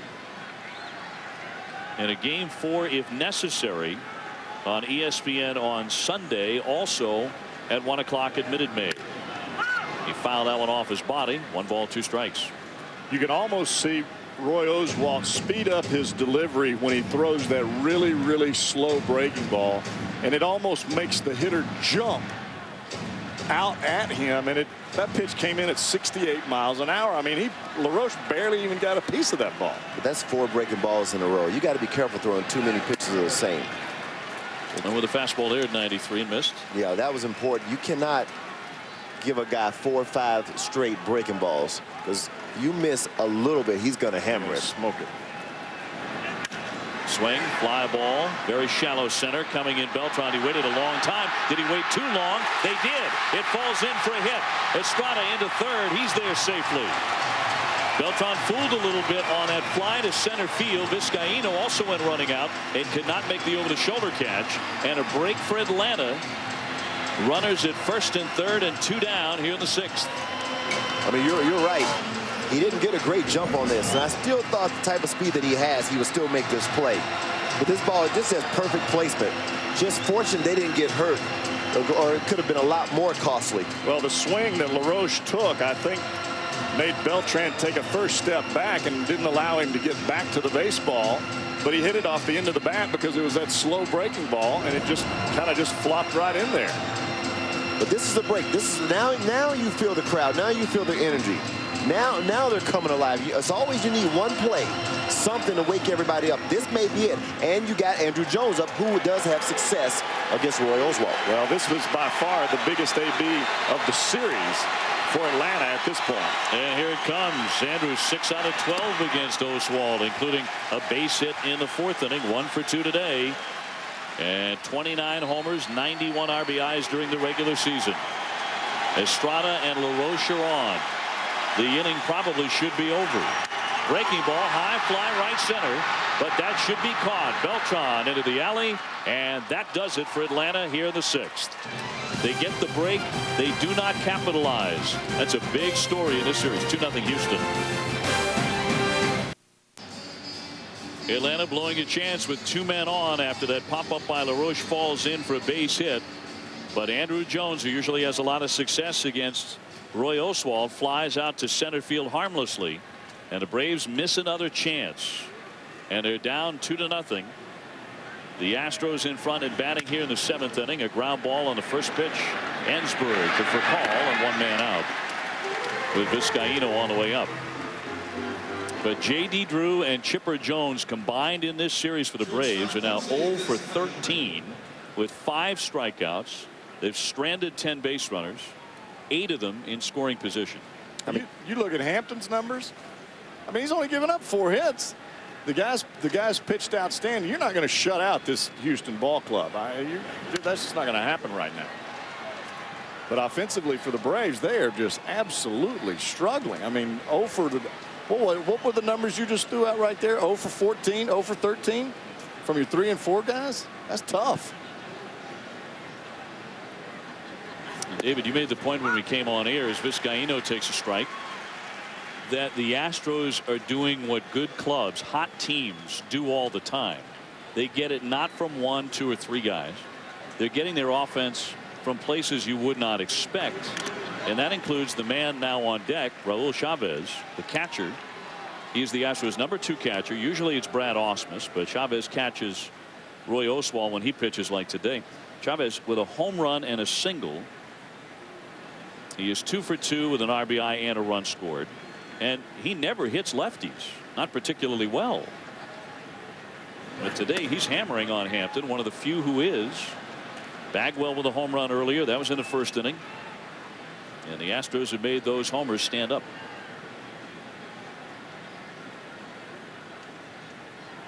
Vizcaíno 0 for 2.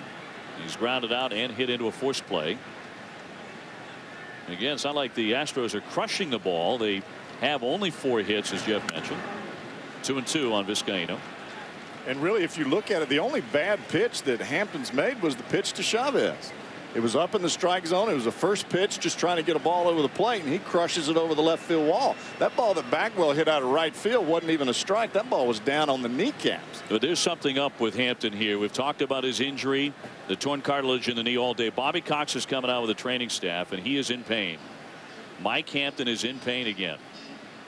Now, they wanted to wait until the season was over. After shutting him down for a couple of weeks in September, they hope that would allow him to pitch in postseason play. He actually threw the ball very well his last 2 starts of September. But this is the second time today, JB, that this injury, it appears to be the knee, has cropped up. Well, what I think he's getting is some pinching, bone on bone. Your cartilage is what actually gives you the cushion between the 2 bones in your leg, and if he's getting some pinching there, that's going to cause some major pain. Let's get a look at that last pitch, and he's coming out. Well, he just shook his head, said, no, I can't go, Bobby. That's his left knee we're talking about. Torn cartilage there. See him wince. And Hampton is done. A terrific outing for him, but he will not be around for the end of it. Here in the 7th, he is lifted, trailing to his former team 2-0. We'll be back. Houston leading in game 2, 2-0. Today's game track is brought to you by Bristol Myers Squibb. Roy Oswalt has been very sharp through 6 innings. He has struck out 4. Atlanta hitting has not been sharp. 0 for 12 in the series with men in scoring position. And Bagwell's homer in the very first inning, 1 of 6. The Astros have already pounded in the first 2 games, a franchise record. They've hit 2 today. And Hampton, who has pitched so well this afternoon, comes out after 6 1/3 innings. And they're looking at his arm there as opposed to his knee. And this is interesting because Hampton is pitching with torn cartilage in the knee. Our assumption was that that was the reason he came out. It still might have been. We'll get a report later, but the training staff examining his pitching arm instead. Well, I think the combination of the 2 factors, anytime that you can't push off your regular pushing motion off of the mound because you've got some problems with your leg, it's obviously going to affect your back. It's going to affect any part of your arm, whether it's your shoulder or your elbow or your forearm. And we've seen Hampton use everything that he's got today to try to keep these Houston Astros at bay. And it's just, you know, he's a warrior, but it's been real difficult on one leg. So Grabowski had extra time to warm up, obviously an emergency situation. The line on Hampton, exactly 100 pitches when he left the game with injury. As of yet, we're not sure what that is. 5 strikeouts, and he walked 3 men. And Jeff, as you said, he actually did have a solid outing. He's kept his team in the ball game. And he only really 1 bad pitch. Other than that, he has been very tough today. And that's what you're supposed to do as a starter. You keep your team in the ball game and hope that you have a chance to score some runs late, and he's done that. And the happiest guy in the ballpark that Mike Hampton just came out is this man, Jose Vizcaíno, 4 for 23 lifetime off of Hampton. Hits that one sharply. Nice stab by Giles, and from right field throws on to get him. 2 down in the Houston 7th. Now Hampton was going to be the number 2 batter up in the bottom of this inning, so he wasn't long for the game anyway, although he did get the first out in his frame before leaving. And Leo Mazzoni working the phones again as Raul Chavez hits, and he has hit today, a home run and a single. His first playoff hit, a big fly in the 3rd inning, and that's across for strike. The Astros here in Atlanta, a place that has never treated them well in postseason play, looking like a completely different playoff team than the ones that failed here in the past. And closing in on a 2-0 series lead and heading back to Houston, where they have been the best team in baseball for the last several months. The 1-1 popped him up, backing out Giles, and it's a 1-2-3 inning. The fans about to stretch here in Atlanta. They're looking for some runs. Houston has them both, and they lead 2-0 at Turner Field. Reese Davis, Steve Phillips with you in the studio. Game 2 between LA and St. Louis tonight, Steve. St. Louis trying to get a 2-0 lead in the series. Jeff Weaver probably ready to forget his last postseason pitch. Well, no doubt. You got 2 sinker ball pitchers on the mound. They have to get ground balls. The guy who keeps it in the ballpark will be the one whose team wins the game tonight. Weaver's last pitch, obviously the home run in Game 4 of the World Series last year when he was pitching for the Yankees against the Marlins. Jason Marquis on the hill for St. Louis, the former Atlanta Brave. And here's Charles Thomas in a Braves uniform circa 2004. He has gone 0 for 2 today. A pinch hitter due up next. It'll be Dwayne Wise. And another routine ground ball. Kent converges and gets him. 1 man out. It's one thing to be ripping line drives and forcing the Astros to make a slew of diving catches. But these are the softest outs you're going to see in the playoffs that Atlanta is putting up one after another, David. Well, you know what? You hear it all the time. When teams are hitting well, it's a snowball effect. Well, conversely, when teams are struggling, they're going to have a snowball effect there, too. And that's what you see with this Atlanta Braves ball club. No one seems to be putting quality at bats. Now, albeit it's Roy Oswalt out there, one of the best pitchers, but they've got to figure out some kind of way to generate some offense and get some type of momentum, or you don't want to go to Houston down 2-0. Game 1, and today all sorts of trouble. And there's a base hit inside the line. Bagwell down on the knees, could not get it. Wise, oh, he tumbles as he headed into second. He somersaulted midway between first and second base. He is safely in with a double. Boy, Bobby Cox says when it goes wrong, it goes wrong. And his base runner lost his footing. A hot shot inside first. Little giggle there from Chipper. And how embarrassed he is, you know he's embarrassed on this one. But this is one heck of a tumble. It may have only been a double anyway, though. Maybe. Bergman got there quickly and got it back in, but his friends will be calling him after the game to talk about that. You think? Real speed here. Wise, he was far out thinking 3. Oh, Lord. He does exactly what you were talking about, David. He went up there looking for the fastest pitch, and he got it, and he jerked it right down the right field line. I have a feeling that voicemail is already full for Dwayne Wise, but he doesn't break a grin. Incidentally, that's the first non-single for Atlanta all day. They had 6 singles before the 2-base hit. But they really need to get on the board this inning. Got to get on board. You're running out of outs. Another look at the troubles offensively for Atlanta, at least to this point. 7 out of 33 in Game 1. Just 2 extra base hits. We just saw the extra base hit by Wise coming off the bench. They're hitting .237 in Games 1 and 2. For a call, looks at a strike. And the Swift leadoff man has gone 1 for 3 in this series. Atlanta being shut out at the moment. They've out-hit Houston, though, 7-4. In there for strike. 2-2. And see, when your offense is struggling, you take the strikes and you swing at the balls. That's 2 strikes in a row, 2 fastballs. Well, with the speed of Furcal, there's some plays. I mean, he faked a bunt on the first time, but you've got to get this ball in play. He does, and it skips right over the head of the umpire field and cone breath into the outfield. That'll bring in the run. Wise scores, and Atlanta does get on the board. It's a 2-1 game. A hot shot up the middle. It skipped right over the head of the second base umpire. It comes with a breaking ball right out over the middle of the plate. He takes it right back through the middle. But this is exactly what they needed. They needed to get it on the board. You had a runner in scoring position. You haven't performed well with men in scoring position. You needed to have that run. Now you see the excitement in the stadium. And now you also have one of the fastest men in the National League standing at first base. An RBI single for Furcal. And a lead cut in half. And here comes Garner. Heading for the home plate umpire, Phil Cuzzy. He has his closer Lidge ready to come in along with the left-hander Gallo. And let's see what he does right here. Oswalt is supposed to lead off in the 8th inning. Now Cuzzy is headed to the Atlanta dugout, and he's talking to Bobby Cox here. I think what they're talking about is the phones may not be working in the visitors' bullpen. If the phones aren't working in the visitors' bullpen, then what Garner is probably saying is he wants the phones not to work in the home bullpen either.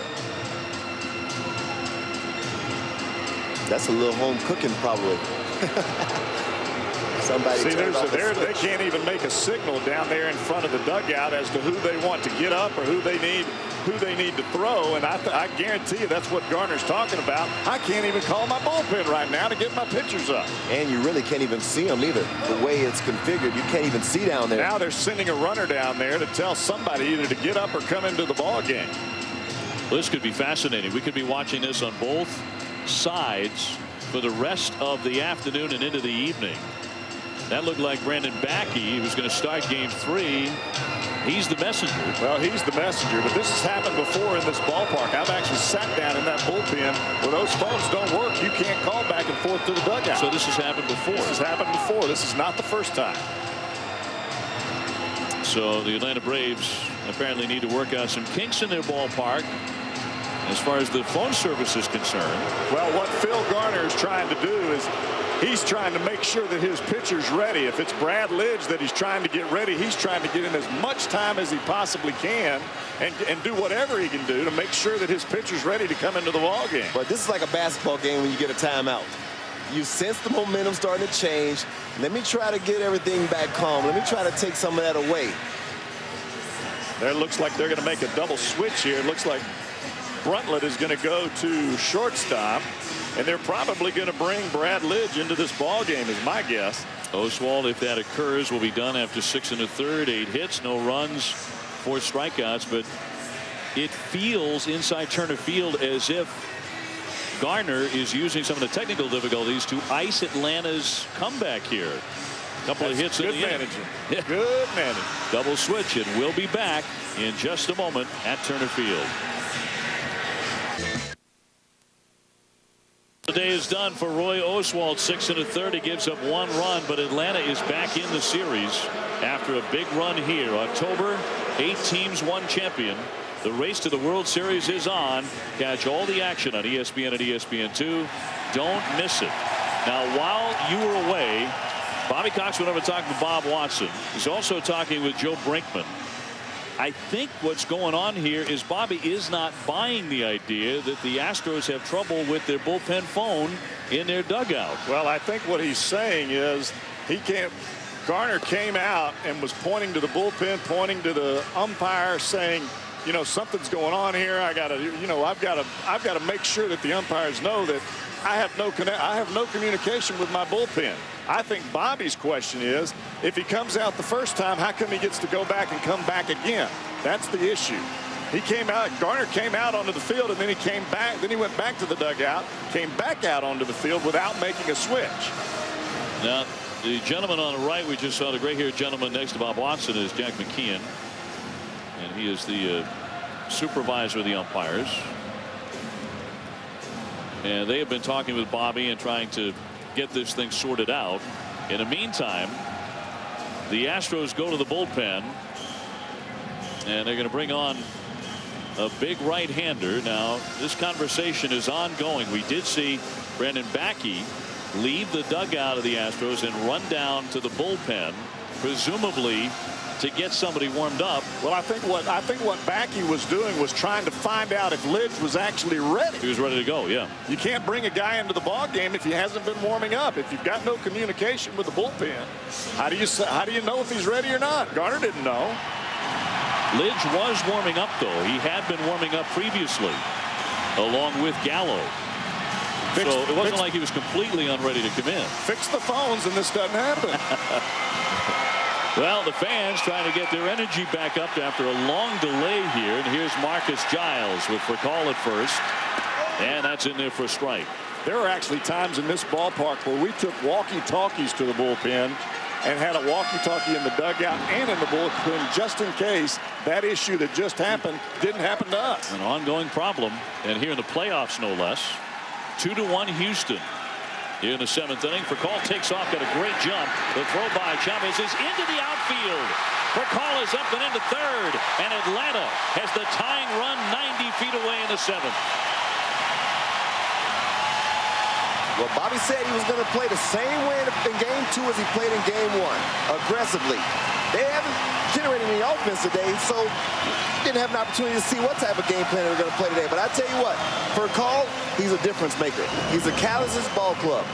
As you see, he gets a great jump, and he has the wherewithal, though, to pick up the ball quickly to be able to advance to third base. This is great base stealing and base running. Well, the bottom line here for Jeff Kent is you've got to stop that ball. I don't care if you put your face in front of it. The last thing that you want to do is let the tying run go to third. Infield in, and the pitch is inside for ball on Giles. He is 1 for 3 today.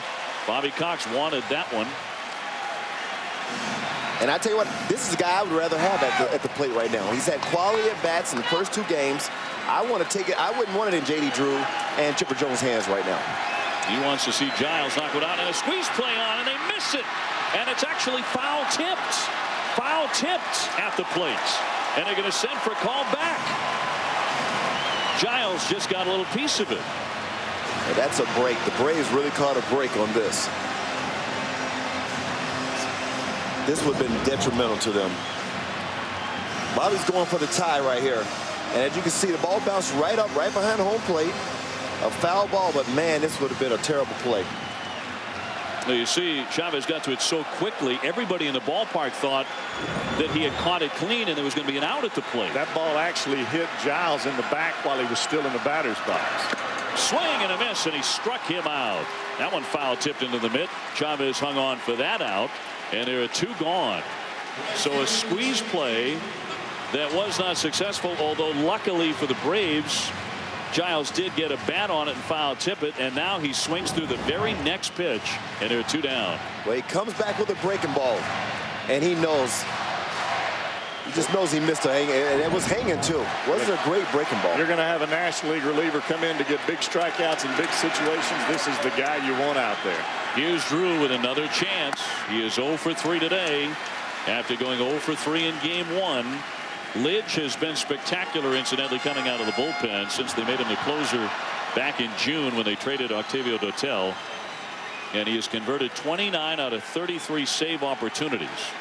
Brought into the game here in the 7th inning to relieve Roy Oswalt. Call at third, and that's across for a strike. Call doing everything he can to light up Atlanta. He drove in a run with an RBI single, stole second. He's down to third now, trying to tie it by scoring in the 7th inning.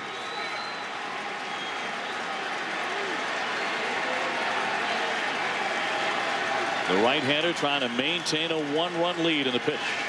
Swing and a miss, blew it right by him. 1-2. You can see the difference between those 2 sliders. Look at the strikeouts at the bottom there. 157. That's a National League record for relievers. The reason his slider is so difficult to pick up is one of them goes down and in to a left-hander just like that last pitch, but the pitch before it went away from J.D. Drew. Call dancing down the third base line, trying to distract Lidge. And that one gets away. Here comes Call. Lidge throws home. The tag is waiting, and he's out at home. Wow. What a recovery by Chavez. As it skipped off to the right of the plate, he scooted after it, and a perfect throw to Lidge. And Call was out by 10 feet. But once he hesitated, he should have stayed. He hesitated briefly, and that caused him to be out at home. Atlanta strands that runner. It's a 1-run lead for Houston. Phil Cuzzy, the home plate umpire, just checked out the phone. He was on there for a long time in the Atlanta Braves dugout. And this has been an ongoing issue here in the late stages of the game. Trying to figure out if the phones work on the Houston side down to their bullpen. 2-1 here. The Astros maintaining the lead.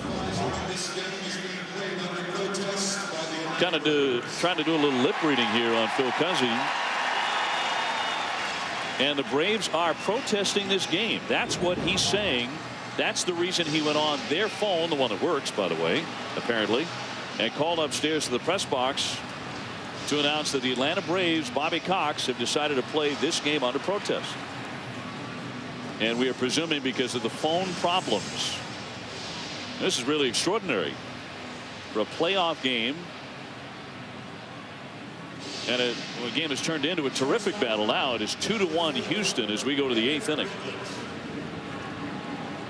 How do you protest your own ballpark's phone's not working? If that is the case, and Dave Ryan, our reporter, going to try and get to the heart of that matter. A swing and a miss by Bruntlett. Eric Bruntlett hitting. And then it'll be Craig Biggio and Carlos Beltran up against John Smoltz. And another fantastic season for him with 44 saves, a .276 ERA, 85 Ks in just over 81 innings of work. It is 0-2 on Bruntlett. Moments ago, Rafael Furcal erased trying to score on a pitch that bounced away from Chavez, the catcher. He collected it quickly, made a perfect throw to the plate. Lidge covering and got him. And so Atlanta has to settle for the 1 run instead of the tie. Well, as soon as he hesitated on that play, he should have never came home. But just that hesitation caused him to be out. And you cannot make that out there at home plate. You have to be sure that you can score. You can also give credit to Brad Lidge and Chavez. That was textbook play by Chavez getting to the ball, throwing the ball to Lidge on the run. As soon as Lidge got the ball, you saw where he put his glove, right on top of home plate.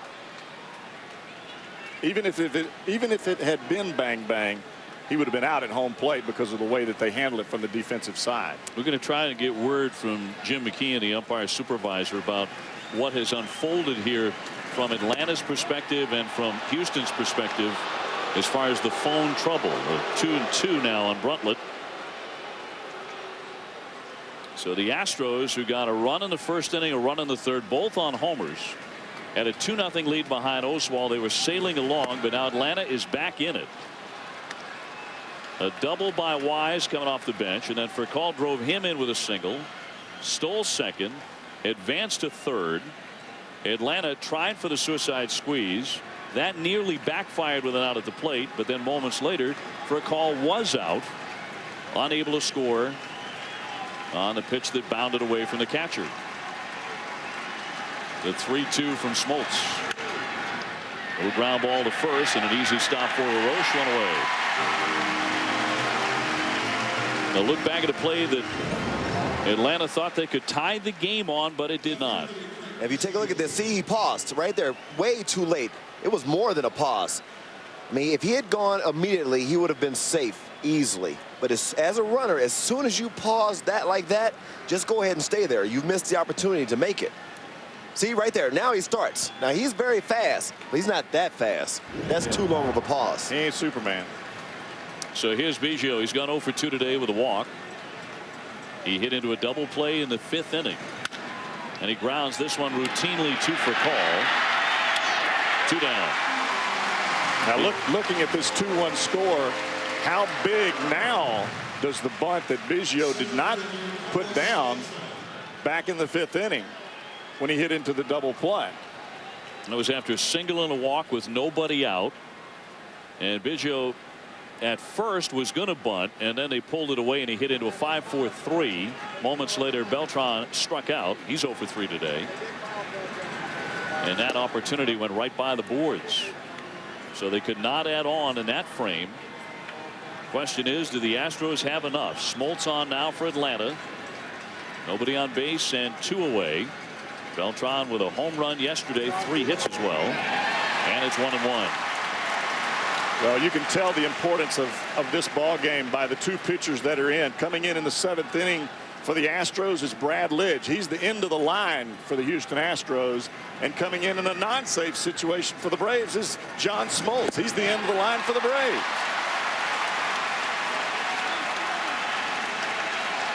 One ball and 2 strikes. 2 men out. They got them on their feet. The 1-2. Swing and a miss. He struck him out. Smoltz breezing through the 8th inning with the crowd backing him up as the momentum shifted here. 2-1 Houston. The 8th inning here in Atlanta at Turner Field, a 2-1 game. Houston has the lead. I did just speak with the supervisor of umpires, Jim McKean, a moment ago for Major League Baseball, who said that Bobby Cox did go for the protest that has been accepted by the umpires because Bobby felt that Phil Garner was intentionally delaying the game. He felt that the phones here at Turner Field have worked all year long to the bullpen, and there should not have been any kind of operational error there. The protest has been accepted, and Major League Baseball now wait to see what happens with this game to take the next step. All right, Dave, thank you very much. But as Jeff Brantley has pointed out, this is not a first-time problem at Turner Field. It's happened when Jeff Brantley has been in the bullpen in this very ballpark. And that was years ago. J.D. Drew, the batter, lines that one off of Lidge. He slows it up. The throw into first, and he throws it right by everybody up against the side rail. It caroms back to Bagwell. So Drew will have to hold at first base.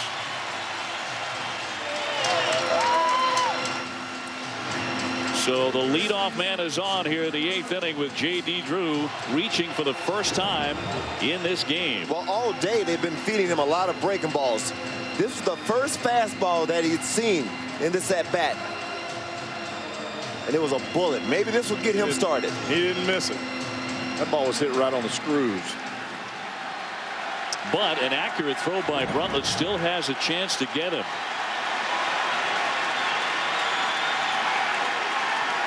And so here's Chipper Jones. He has also been very quiet in the series, outside and low for ball one. So Drew aboard with a base hit. A 2-1 Astros lead. And for the first time in the series, it has gotten tense. Houston leading 1-0 in the best of 5. Well, this goes back to how well Hampton pitched, keeping his team in the ball game. Had he not pitched as well as he did, we wouldn't be tense right now. Chipper 0 for 3. He's grounded to second twice and flied out to left. The runner goes. Swing and a miss. Actually got a piece of it there, and Chavez, for the second time in this one, is hit by a foul ball in a tender spot.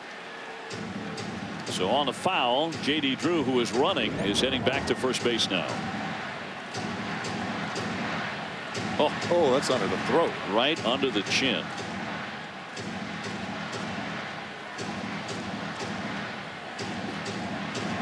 That's going to make it real hard to swallow, David.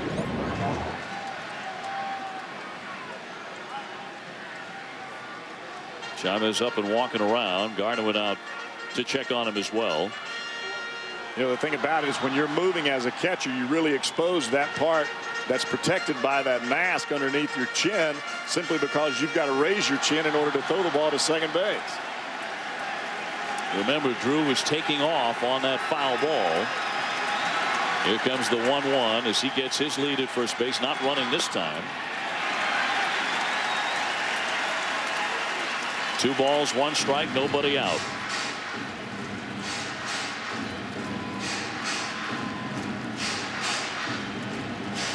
Bob Watson enjoyed most of the early part of the game. Just enjoying the baseball. He's been very busy, administrative reasons, over the last inning or so. On the phone as we speak. As it is played under protest by Atlanta. They believe the Astros engaged in some shenanigans, for lack of a better word, with their phones, claiming they did not work, allowing their bullpen a lot of extra time to warm up, and for Garner to come out to the field twice to essentially make one change. I don't think that there's any way that Phil Garner did any kind of shenanigans at all. The way that he ran out onto the field showed me panic that he couldn't get onto the phone to call down to see if Lidge was ready. He went straight to the home field umpire, then he pointed to the bullpen. Then they tried to make sure they could do something about it. Then he sends a runner down to get his pitcher. Drew on the move, a strike. Here's the throw on target, tag down, and he got him. Wow. J.D. Drew cut down trying to steal. Chavez is having quite a day here in Atlanta. 2 hits, a homer, made a terrific defensive play to get for call, and now throws out Drew. Well, we said it earlier. It's not just one guy that this team relies on to make big plays. This is his night. I mean, he offensively and defensively, this is a huge throw. I mean, you just almost take the wind out of their sails on that play. I think if you're J.D. Drew there, you've got to be able to make it if you're going to take off. You've got a guy standing at home plate that can hit the ball out of the ballpark and put you up. And put you up by 1 run. If you're going to steal, you have got to make it. Thrown out on a bang-bang play. You just don't have enough outs left. We're not in the 3rd inning. We're in the 8th inning. You know, there's a time when you got to shut it down unless you can be sure that you can make it. Down low for ball 4 on Jones, so he reaches. As it turns out, he would have reached second base anyway. So a man on with a man out, and here comes Johnny Estrada, who was 1 for 4 yesterday and is hitless today. This part of the order hasn't done much for the Braves in the series. Drew, Chipper Jones, and Johnny Estrada. It was Rafael Furcal who got them going in the 7th inning after Wise double coming off the bench. A big hit for him. Furcal with an RBI single, but Furcal was erased at the plate on a nifty play by Chavez and Lidge. So Chipper Jones aboard. Base hit right behind the heels of the runner. Estrada with a single. Chipper sliding into 3rd, and they're on the corners for Atlanta with only 1 out.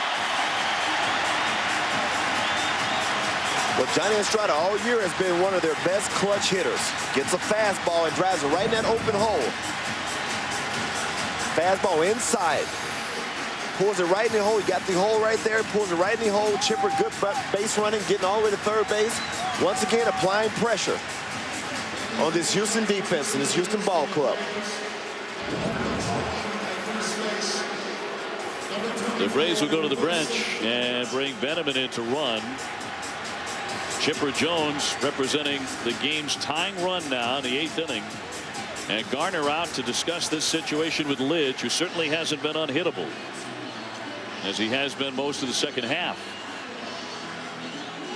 LaRoche is going to hit here. He has 2 singles already today. The ageless Franco directing some traffic. And everybody up here at Turner Field. I think what Garner is trying to make sure that everyone in the middle infield knows, especially with the rookie Bruntlett at shortstop, is that if Betterman breaks for second base and tries to get in a rundown, let's make sure that we don't just give this run away at 3rd base.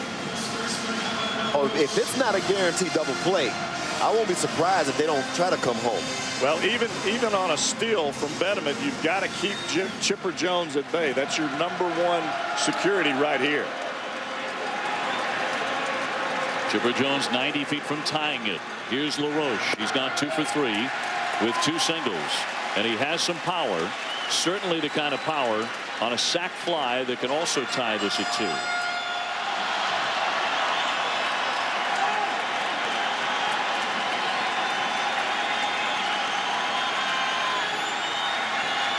The 1-0 pitch taken down low, 2-0. I'm just really surprised with the type of velocity that Brad Lidge has, that he's not throwing more fastballs.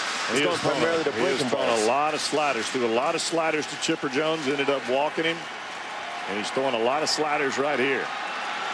Andrew Jones on deck. Here's the 2-0 pitch to LaRoche. Grounded foul. Now he's been up twice in his career before today against Brad Lidge, and he's 2 for 2 against him. Houston leading the best of 5, 1-0, but a vastly different game for Gardner and Bobby Cox than yesterday's 9-3 blowout was. Bobby Cox playing it under protest today. Here's the 2-1 pitch. High fly ball left center field. Deep. Beltran on the run, racing back, and it is off the wall. Chipper Jones is in. Betterman will be held at 3rd on a double by LaRoche. And Atlanta has tied it.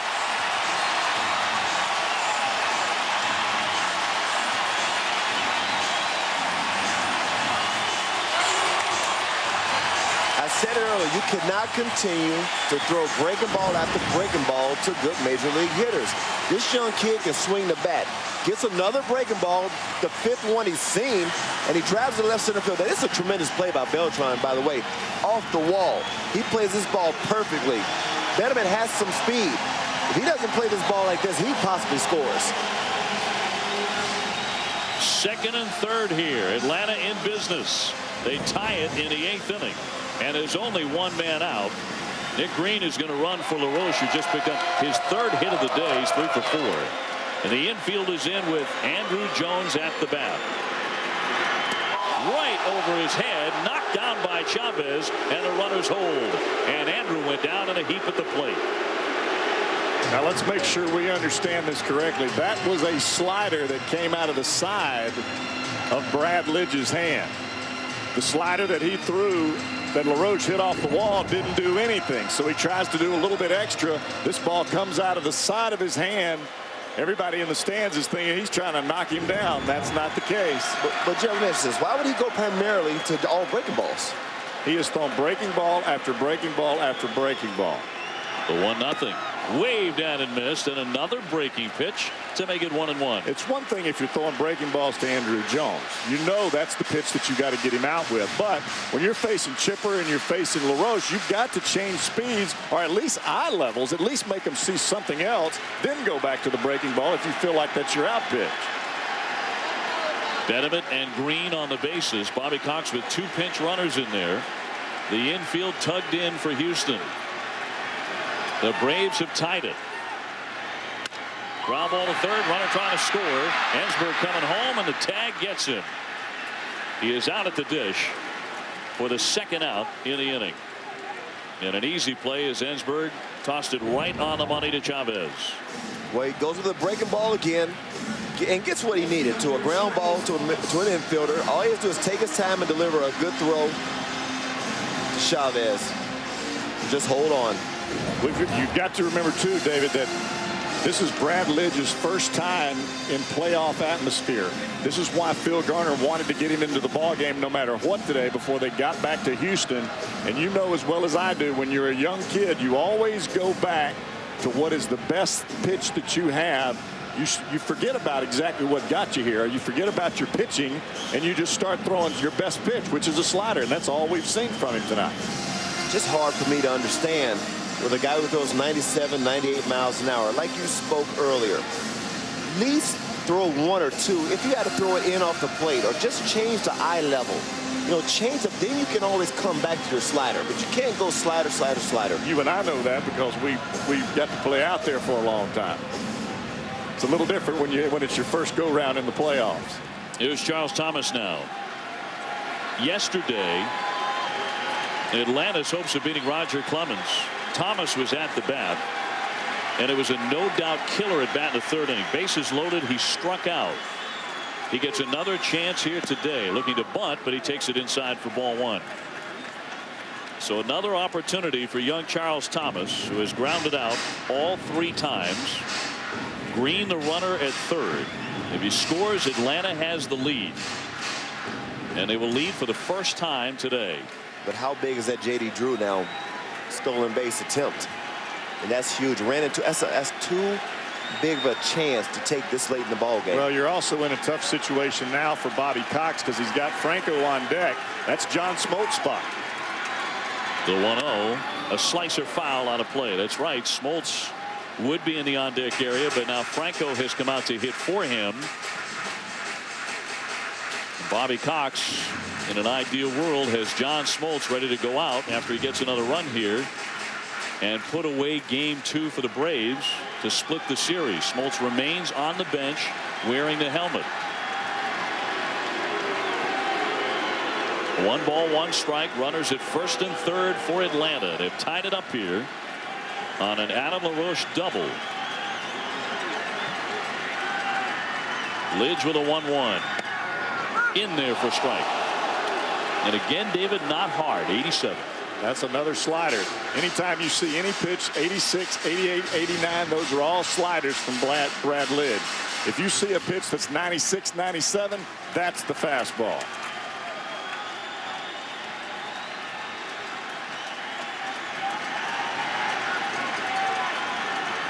The 1-2. Into the dirt, stopped by Chavez, who has been as busy a catcher as anyone's been all year so far today. Well, he's done a great job behind the plate, especially since they brought Lidge in, trying to keep the ball in front of him. Watch him cover this ball up. You can see him almost make a human cone out of himself to try to keep the ball in front. The veteran Maselli loosening up in the bullpen for Houston. Lidge deals. Swing and a miss. He struck him out. End of the inning, and it ends in a tie. And we are through 8 in Atlanta, game 2. 2-2. ESPN's Major League Baseball Division Series, presented by Budweiser. Budweiser, grab a cold, fresh Budweiser. It's game time. Well, this one has gotten absolutely fascinating as we go to the 9th inning in Atlanta in a 2-2 tie. Chavez has been a big story. Raul Chavez, who always catches Roy Oswalt. Julio Franco has just entered the ball game, and he will play first base. Eddie Perez is the new catcher. That means Smoltz stays on to pitch, and he's facing Bagwell, and he delivers a strike. 40,075 looking on here today.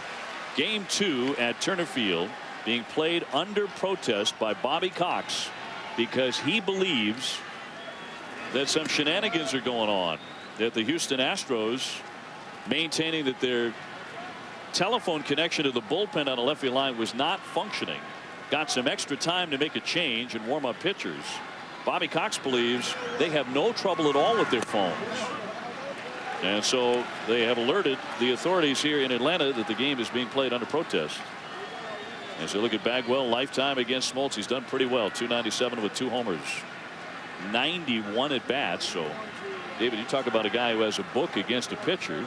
The 2-1. Waved at and missed, and it's 2-2. And when you have that many at bats against a particular pitcher, there's nothing he's going to throw you that's going to surprise you. And here's a pitch right in his wheelhouse. You see the swing. Bagwell was trying to put him up one. Well, that was a hanging slider. He just happened to miss it. Did not chase that one, though. Smoltz wanted him to, and he thought he might have had a strike. Smoltz is upset. 3 balls, 2 strikes.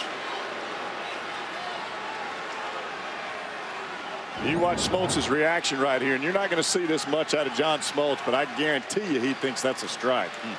But see, that's the intensity right there. He understands the importance of winning this ball game and not going to Houston down 2. He knows. He's been here a bunch of times.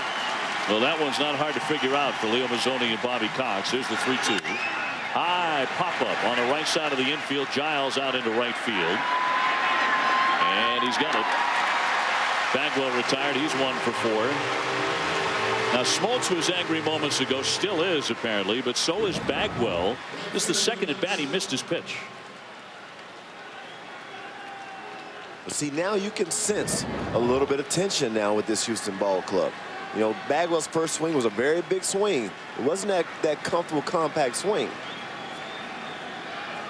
Well, the last thing that you want to do as a hitter is come to the plate and try to end it with one swing. You get out of what your norm is, out of your normal swing.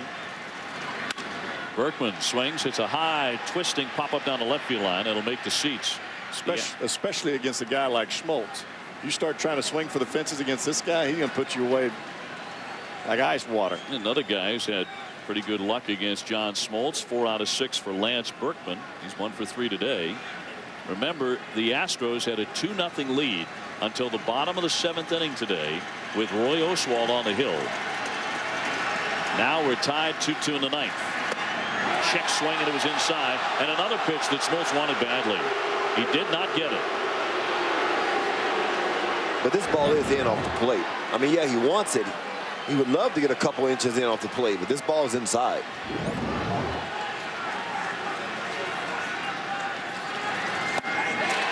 One and 2 on Berkman. Jeff Kent, the on-deck hitter. That pitch right there is the ultimate equalizer for John Smoltz. He can start that split finger right over the heart of the plate, and it just drops straight off the table. And what makes it effective is the pitch before that was in tight. Swing and a miss. He got him. A weak wave that time by Lance Berkman as he strikes out for the 2nd time today. You see, the first pitch to Lance Berkman was a fastball away that he fouled off to the left side, to the right side, to the left side. That pitch there. But now Smoltz comes back with a fastball inside. Although it was a ball, you see Berkman respected the speed on that, which made him open up a little too soon on the next 2 pitches. he doesn't make those swings if Smoltz doesn't throw that fastball inside tight like that. That brings up Jeff Kent with the bases empty. He's 0 for 3. Just .220 in his career against John Smoltz. Ball 1. Kent only 1 out of 8 in the series. One of the top RBI infielders the game has ever known. 107 runs batted in during the season with 27 big flies. Here's the 1-0. He goes the other way, a looping fly toward Drew, and that's it. 1, 2, 3, they go in the ninth. Smoltz pumped up. He's getting his crowd roaring too at Ted Turner Field. It is a 2-2 tie.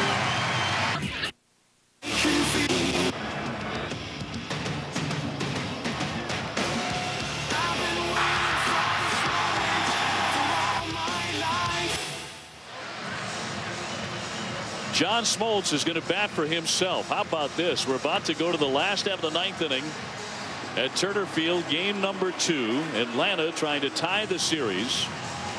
And the reason he is going to hit for himself to lead off the inning, much to the delight of this crowd, is they just don't have anybody left on the bench other than Eli Marrero, the man in white, as we highlight him.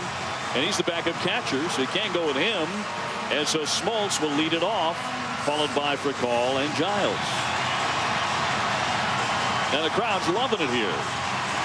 They are into this at bat unlike any at bat in the series so far.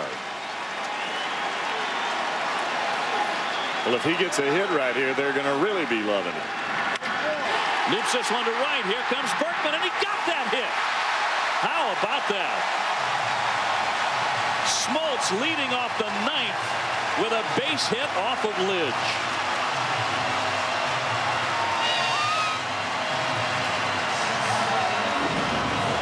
I tell you what, on this particular play, it's fastball away. But if I'm Berkman, he's got to beat me over my head. He's not going to drive the ball out of the ballpark to right field. And Berkman has enough range where if he hits a ball up high over his head, he can catch it. Smoltz does not drive the ball out of right field. You got to shorten up a little bit and actually play for something like that. Only thing John is doing is just looking for a ball out over the plate that he can slap that way, and that's exactly what he did. You're talking about a guy who never hits practically. Rafael Fricall now looking to bunt, and he takes a strike instead. Fricall with 2 hits on the day. This season, John Smoltz batted exactly twice, and he struck out both times. And here in the division series, forced to bat in the 9th inning because the bench is virtually empty, winds up looping a single.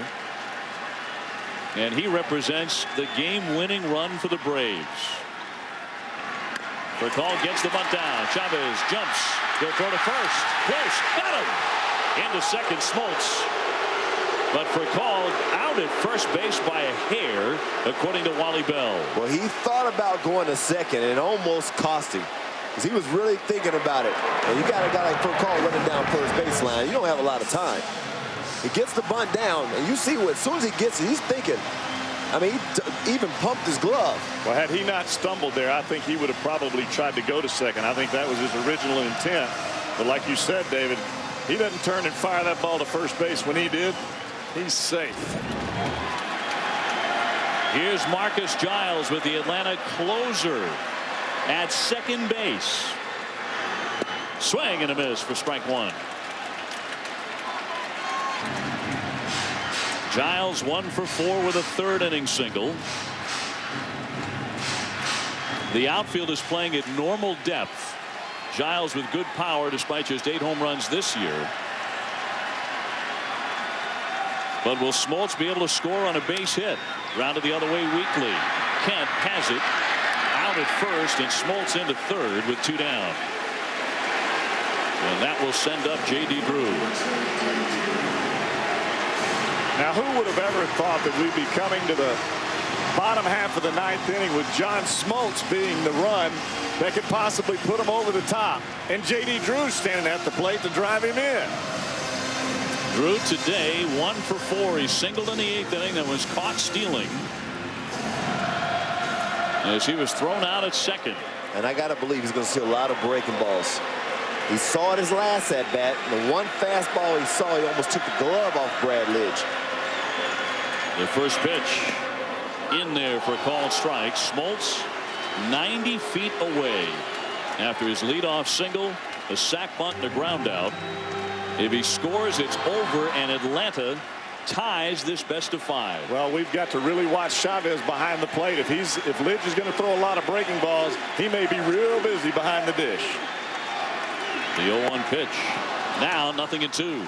And it just doesn't look like J.D. Drew is really picking up that breaking ball. He's swinging right over top of it.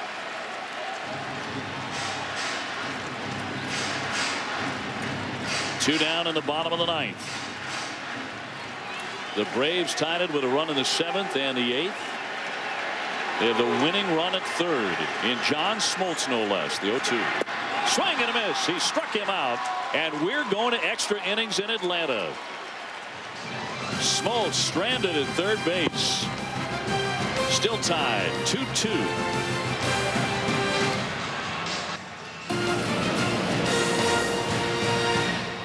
The National League Division Series presented by Budweiser. And we are going to the 10th inning. John Smoltz, you know, he's going to be a bit winded after his single, getting all the way down to 3rd. He was stranded there moments ago.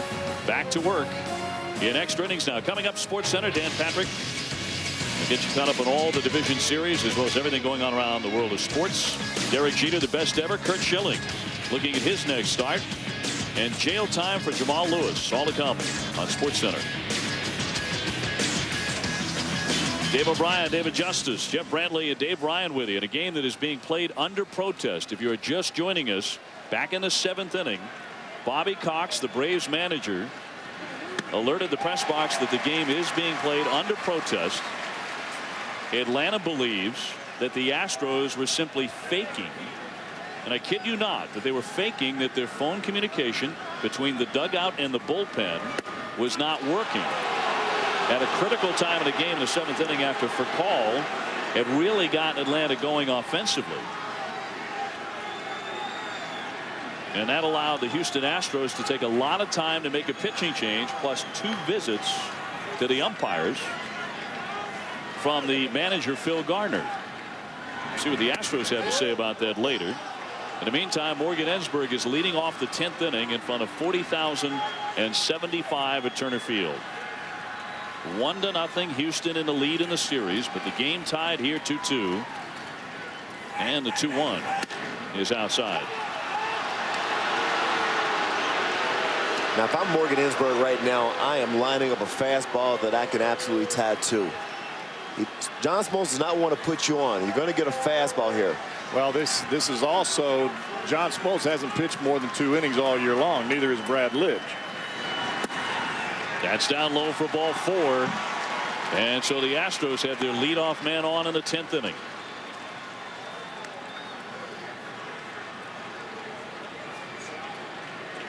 So Smoltz maybe a little bit tired after all that activity on the bases, having to hit for himself and singling. He walks the leadoff man. And Palmeiro will now be announced. Orlando Palmeiro to hit here. In an obvious situation, you'd think where he'd be dropping down a bunt. 2-2 tie. 12 hits for Atlanta. Garner's team has only 4, but they got 2 home runs early by Jeff Bagwell, solo shot with 2 down in the 1st inning, and Raul Chavez, who has played a marvelous game. He also, for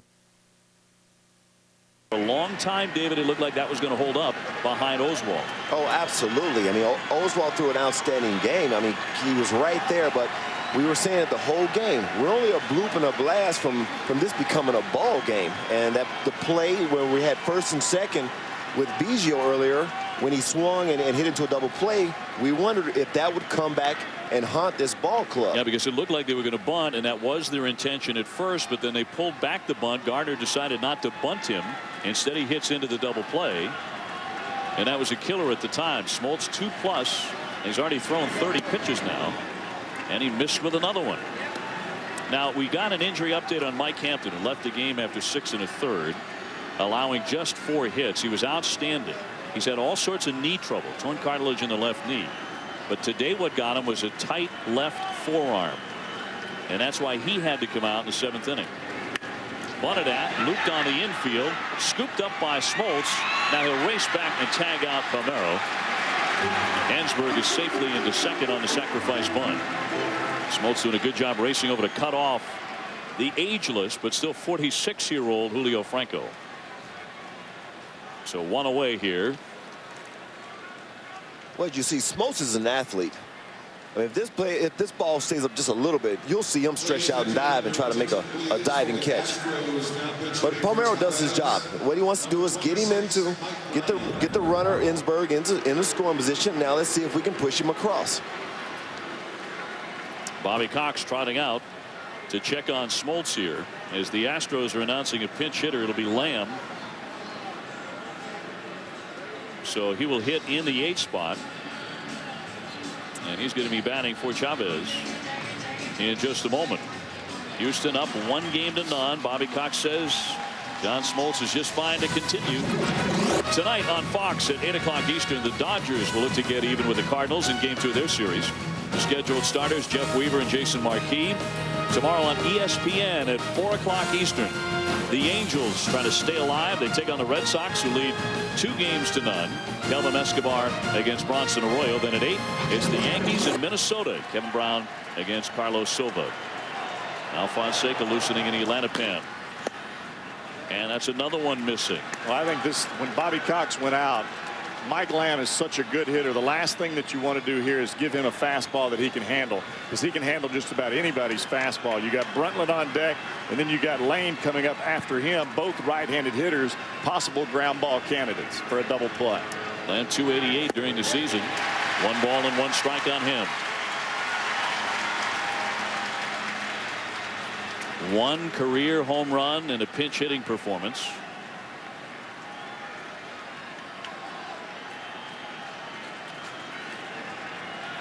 Smoltz with a 1-1 pitch.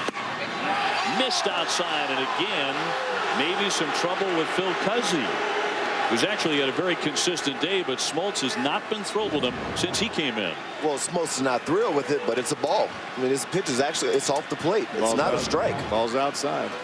I mean, I can understand Smoltz wanting that pitch, but it's not a strike. Like to have it too. Popped him up into center field. Andrew Jones, the 6-time Gold Glover. The runner holding at second base. And they're 2 down.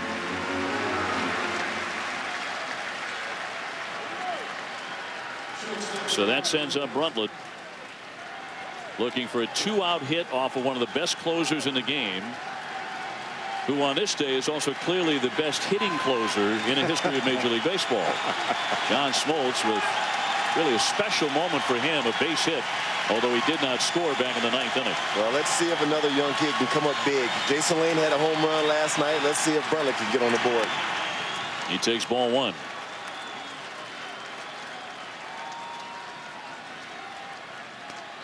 Atlanta will have Chipper Jones due to lead off the bottom of the 10th.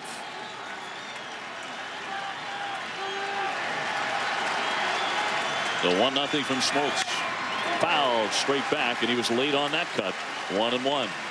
Well, I think at this point, facing Smoltz, he's got to look to go the other way. You hit John Smoltz trying to hit his fastball the other way so you can stay on his slider. If you're trying to pull anything off of John Smoltz, he's just going to send you back pouting. A runner at second, 2 down. Breaking ball, that's swooped outside. Hard breaking ball off the outside corner, and the count 2-1. Both starters were very, very good. Mike Hampton, the former Astro, and Roy Oswalt, the 20-game winner. They both pitched into the 7th inning today. Here's the 2-1. Over but low, and it's 3-1. Well, you can just see him biting his lip. You see John Smoltz look over to see who's on deck.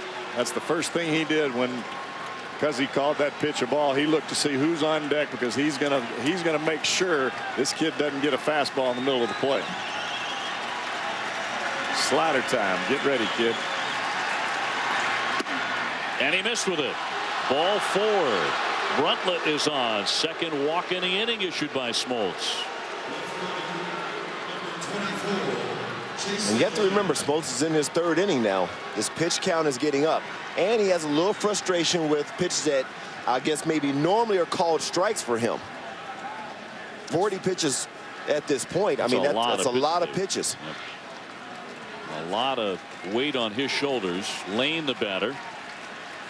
He has one at bat in the series until now. One hit. That was yesterday, and he hit it out of the ballpark. And a guy, when you talk to the Astros, they tell you he could be starting for a lot of teams. An outstanding hitter, a lot of power. He takes a strike.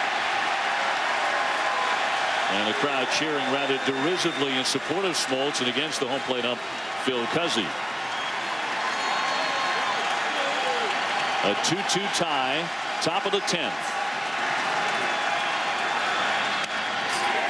Back to the net, 0-2. That's the kind of swing you've got to have off of John Smoltz right there. Stay on the ball. And you know, Smoltz can do many things here. Yes, he can. He can throw a fastball in tight, or he can try to throw a bounce one of those sliders. Got a young kid in a big situation, big ball game. Both of the closers for these teams, Lidge and Smoltz, have worked a ton here today. The Braves want one more strike out of Smoltz. Just a foul at the plate. 0-2. See, that's that split finger that you just can't tell if it's going to dart away from you, if it's going to hop like a fastball, or if it's just going to drop off the table like that pitch does right there. The thing that Smoltz does with that split finger is he can start it inside. You see a lot of hitters' hips start to open up thinking fastball, and that thing just drops right off the table.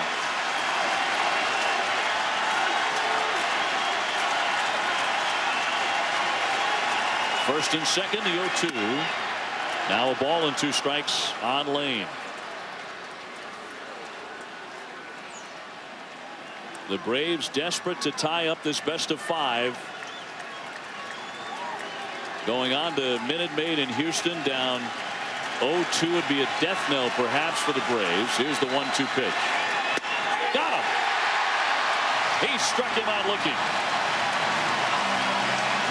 The Astros put 2 men on, but they cannot overcome John Smoltz. He strikes out Lane. Chipper Jones will lead things off for the Atlanta Braves when we go to the bottom of the 10th in a moment. Reese Davis with you in the studio. Some news and notes from stories going on. Jamal Lewis of the Ravens pleaded guilty in a drug conspiracy case. He'll serve 4 months in federal prison and 2 more months in a halfway house. Sammy Sosa, he'll file a grievance over the fine levied by the Cubs for leaving the final game of the season early. And Johan Santana, Twins starter, expected to go in Game 4. Had a terrific bullpen session today, so he'll go for the Twins against the Yankees in Game 4.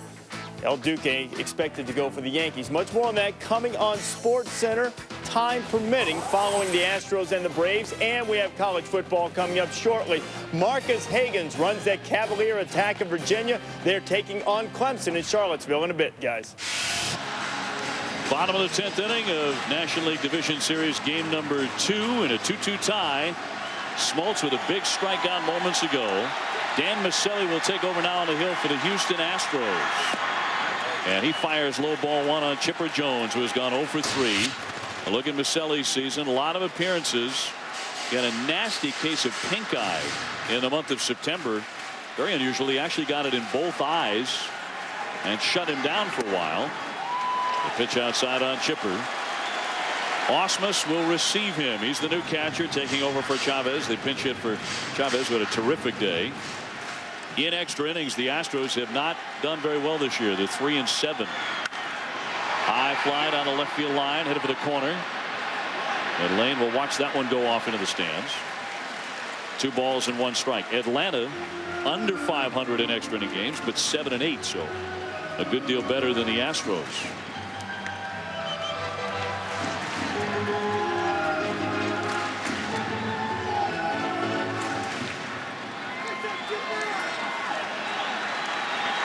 Franco on deck. Maselli's 2-1. High fly again to left, not deep. And right at the left fielder Lane for the out.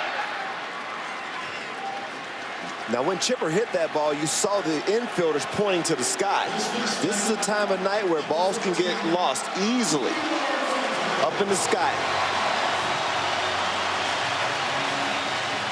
A beautiful sunny day has turned into night in Atlanta as the game goes longer and longer. The game being played under protest by Atlanta. Watch those gentlemen pointing to the sky, David. Immediately. See, you know, when the sky is like this, you'll see the infielders pointing to try to help that outfielder who has to locate it and find that ball. And they can be missed. You can lose them up there. And that would be a huge play at this point in this game. Franco got one at bat in game one. He grounded out. He takes up and in for ball one. Now, if you take the 3 or 4 seasons Franco played overseas with Chiba in Japan in 2005, plus Korea and Mexico, if you counted those as major league seasons, factor in about the 140 hits a year usually averages, he would be right about 3,000 hits for his career right now. A guy who broke into the big leagues in 1985 with Cleveland. Won the batting title for the Texas Rangers in '91. And David, he can still flat hit. Oh, I joked with him today. I said, what would you do if I just took, as you see, look at the age. I mean, but he's built like he's 22. I mean, not too many people are in better shape than Julio. But I told him, so what if I just stole the key to the weight room? What would you do? He said, I just tear it down. I just break the door down. But no one works out harder than Julio Franco. This guy's a leader on this ball club and got well respected. The older you get, the harder you have to work, and you got to find new ways to keep yourself in shape. Well, you'd love to see the series go 5 games, if for no other reason we might get a chance to see Franco hit against Clemens, which would be a combination of 88 years on this planet. He told me he wants to play 4 more years. Franco did. Fouled away here. Just have 4 more years. I believe he can do it. In the right role, not having to, playing first base. He's still a tough help. He looks like it. The Phillies signed Julio Franco at the age of 16 out of San Pedro de Macorís. He grounds this one routinely to Bruntlett, who throws him out. 2 away in the Atlanta 10th. So Perez will hit for the first time here.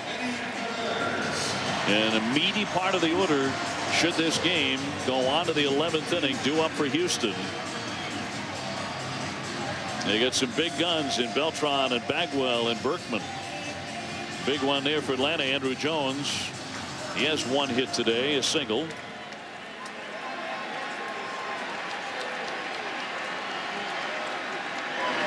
Perez grounds that one foul behind the plate in his first at bat of the division series. Well, I think it was important that Qualls got in the ball game last night for the Houston Astros, simply because you've already gotten your feet wet in a ball game where the lead was already out of hand. He's going to end up having to come in with a tie ball game if he gets in this one tonight. The crowd chanting for Eddie Perez with the bases empty, 2 down. 2-2 tie, bottom of the 10th. And he popped it up. Right side of the infield. Kent is there along with Bagwell, and Kent taps the mitt. He's got it. 1-2-3 they go. A lot of lumber coming up.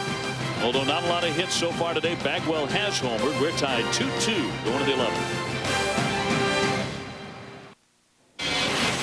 Don't forget, we've got a little college football Thursday coming your way. Charlie Whitehurst trying to get the Clemson offense on the right track against number 9 Virginia. College football prime time presented by Cooper Tires coming up as soon as we finish in Atlanta, guys. But when will that be? This one is tied up 2-2, 11th inning. Division Series game number 2. Houston with a 1-0 lead in the best of 5. And Bobby Cox goes to his bullpen again. The oft-used Antonio Alfonseca. Good year for him. 6-4 with a 2.57 ERA. Well, he has pitched very well. The only problems that he has is against left-handed batters, and he's going to face Beltran and Berkman in this inning with Bagwell mixed in between. I don't like that mix at all if I'm standing on the hill. Beltran over there on the left side. 0 for 4 today with 3 strikeouts. So even though he said he was good to go after getting drilled in the ribs yesterday in game 1, there are indications to the contrary. Well, I think it's definitely bothering him. He looks like 2 different people.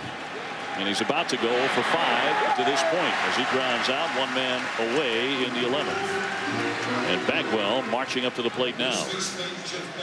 Yeah, 3 strikeouts and really not hitting a single ball hard today, even foul for Beltran. Yeah, just watching his ABs.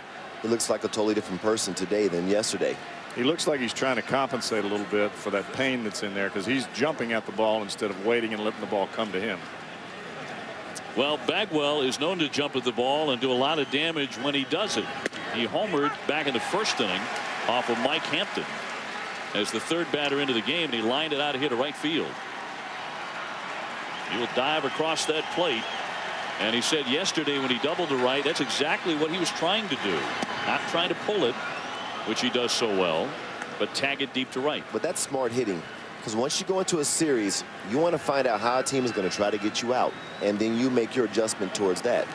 He had the big double yesterday. He had a home run today, so he's definitely looking out over the plate. Well, he needs to try something else against Alfonseca, who's nailed him to the plate. 2 for 16 against Antonio. Well, I think he's trying to get Alfonseca to get the ball up. He knows the ball is going to be running to him. He's not diving quite as much. If he can get a ball that'll start away and run back to the fat part of the bat.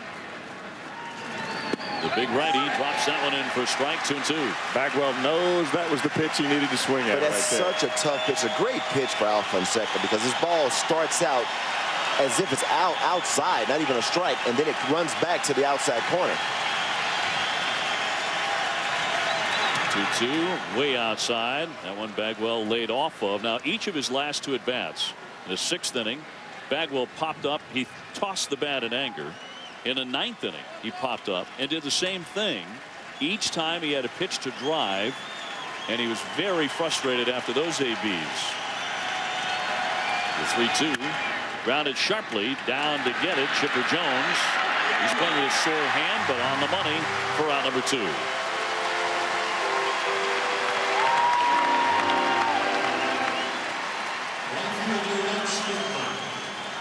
Lance Berkman will bat now with nobody on base for Houston. The Astros carried a 2-0 lead into the bottom of the 7th inning with Roy Oswalt, who has won 20 games, on the mound. And for a long time today, it looked like Atlanta would not muster any kind of attack against the right-hander. But then they bounced back and scored runs in the 7th and 8th. That one ripped into center. Here comes Andrew Jones. He's got it. Side retired. Alfonseca gets them 1-2-3. Still tied up in the middle of the 11th. 2-2 in Atlanta. Right now we go to Sports Center, and Dan Patrick standing by. Dan. Thank you, Dave. Welcome to Sports Center. I'm Dan Patrick. Also in Atlanta today, aside from the baseball game, Baltimore Ravens All-Pro running back Jamal Lewis pleaded guilty to a lesser charge in a federal drug conspiracy case. He admitted to using a cell phone to violate federal law by trying to set up a drug transaction in the summer of 2000. Lewis was accused of helping broker a cocaine deal for a co-defendant, Angelo Jackson, a childhood friend, during conversations with a government informant in Atlanta. Here's part of the agreement. Part of the plea agreement: drug conspiracy and attempted cocaine possession charges against Lewis were dropped. He's going to serve a sentence of 4 months in federal prison, 2 months in a halfway house during the NFL offseason. Lewis must also complete 500 hours of community service.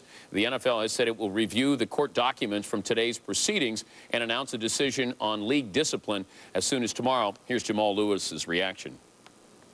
I made a mistake 4 years ago when I was 20 years old that I'm paying heavily for, which I have to suffer the consequences, which I'm willing to do.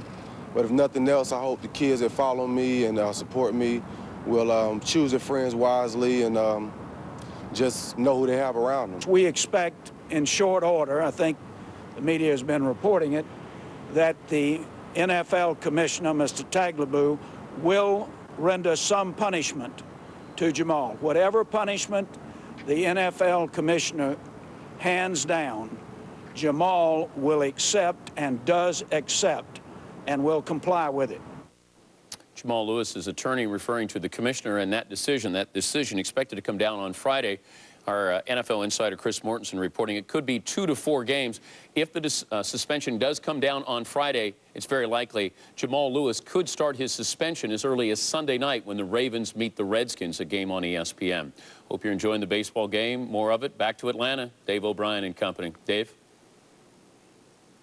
Last Saturday, 11th inning, and the fans have really gotten into it big time in the last 3 or 4 innings. Well, they've been on their feet virtually the entire time. They know with Andrew Jones walking to the plate, the chances of him being able to put a ball out of the ballpark It can happen. Instead, he grounds this one weakly, but foul along third for strike one. Andrew in the game, 1 for 4 with a base hit. But you do feel like you've moved into a different stadium now from earlier in the game. There wasn't this type of enthusiasm, but now they definitely got the chop working right now. Yeah, it's working now. Maselli on the hill for Houston, pitching into his second inning. But JB, you are right. The fans know with one swing of the bat, Andrew Jones can end this game. Well, he has had that flair going back to his very first World Series for the dramatic home run. Back when he was a teenager, he had 29 during the season. And the thing about Andrew is he can hit the ball out of any part of the baseball field. That jam there, and he fought it off. 1 ball and 2 strikes. And in game 1 of this series, wound up a 9-3 blowout for Houston, but he took the rocket out of the ballpark. You see how he turns on a fastball, but as JB said, he can do it out of center field and right center field as well. Behind in the count, 1 ball, 2 strikes. He's the leadoff hitter in the 11th. Swing and a miss. He strikes out. Maselli gets it. 1 gone in the Brave 11th. Well, this looks like a backup slider that starts in the middle of the plate and doesn't do anything. The ball just stays straight.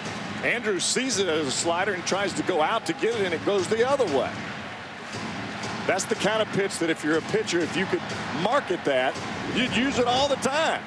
It's spinning one way. A hitter expects it to go away from him, and the ball sinks down and in. Here's Charles Thomas looking for his first hit today, which has turned into tonight. He is 0 for 4. Another guy, though, who needs to start swinging the bat a little better. Also, he's the kind of guy, if he gets on base, he can cause some problems on the base path as well. Inside around the thumbs. Eli Marrero has come to the on-deck area. He is Bobby Cox's last remaining position player. He has had to use John Smoltz to hit for himself earlier. That worked out beautifully because Smoltz singled in the 9th, although he was stranded. And he was stranded at third base. Had he scored, the game would be over. So Marrero comes out. Bobby Cox has nobody left in terms of position players. And Marrero, also a catcher, of course, being used very late, moments away from being used. Ground ball by Bagwell and into right field for a base hit. He takes a big turn. He stumbled a little bit, but gets into first base safely.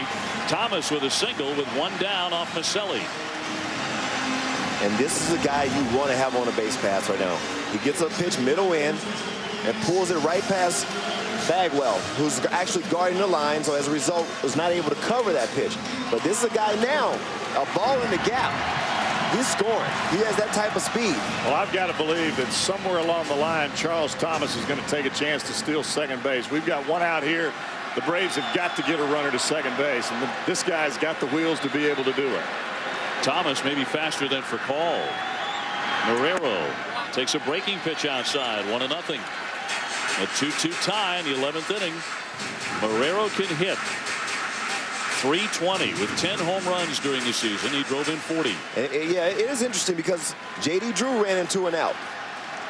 You don't know if Bobby wants to be that aggressive right now. You got a guy, Marrero's a pretty good hitter. If he gets a ball into these gaps, you're guaranteed to win this. He'll score. I don't know if you want to take a chance and run into another out. That's being overly aggressive, I think, if you try that. You know, earlier, David, you were talking about the Braves needing someone, a go-to guy inside the dugout to fire up this ball club. And who might that be? As they've forged a tie here, it might be Chipper Jones. This was in between innings now. Look at what he does with Charles Thomas here. Yeah, but see, that's what I'm talking about. That's what you need to do. Chipper is the leader of this ball club, you know, and it means a lot when it's Chipper Jones rallying the troops. Rather forcefully. Popped him up right around the plate. Ausmus still wearing the mask, but he's got it. 2 down. Now, Jeff, this is when I would try to take the bag. Because if you're thrown out, you still have for a call leading off the next inning. So we'll see what Bobby Cox has in mind. We know he has in mind protesting this game because back in the 7th inning, he filed one against Phil Gardner and the Houston Astros. For call, steps to bat now with 2 down in the 11th. The thing with Maselli is he's slow to the plate anyway. Osmus is a fine catcher, can throw very well, but Maselli is slow to the plate. The runner goes. A strike. The throw not in time. And it's a stolen base for Thomas. And that's not even close. Easy. The reason I was saying that earlier about Marrero is because you get a jump like this guy can get with the speed that he has and as slow as Maselli is to the plate. You know as well as I do that you elevate your game when you have a runner in scoring position. It may have made a difference for Marrero. It may not have. Who knows? We won't know that now. But maybe it'll make a difference for Cal right here. Well, he drove in 59 runs during the regular season. Did not get that one. And he is quickly behind 0-2, but he had a single for an RBI in the 7th inning that made it 2-1 at the time. Well, this is an off-speed pitch. Looks like a split finger that he throws that's down and away from Furcal. Swings right over the top of it. Furcal needs to be thinking about just slapping the ball the other way, not pulling the ball out of the ballpark. The 0-2 moved him back on a jackknife. 1-2.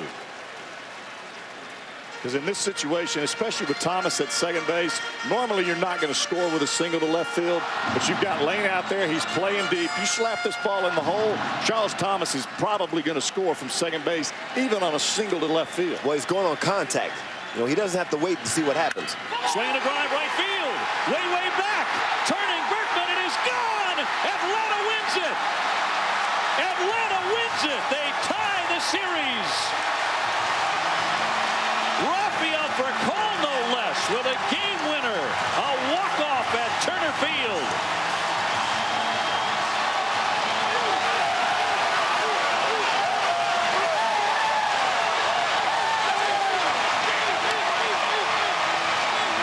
Rafael Furcal says, forget about slapping it. I'm going to win it. Well, this is definitely a game that they needed. Did not want to go into Houston down 2. But boy, what a momentum changer this is. In 11 innings, Rafael Furcal with 2 down in the bottom of the 11th. A walk-off 2-run homer to beat Maselli in Houston and knock the series at 1 game apiece. Well, if you had a ticket to this ball game tonight, or if you were watching, you saw just about everything that could possibly happen in a baseball game and some. And Bobby Cox says, what protest? Yeah, I don't remember any protest. What telephone? Another look at the game-winning swing by Furcal. Well, he went right back with that split finger. But this one he left middle in and down. And you could see Furcal step towards the first base dugout looking for something just to jerk, and he does. And he knew it was gone as soon as he hit it. Yeah, he hit that right off the fat part of the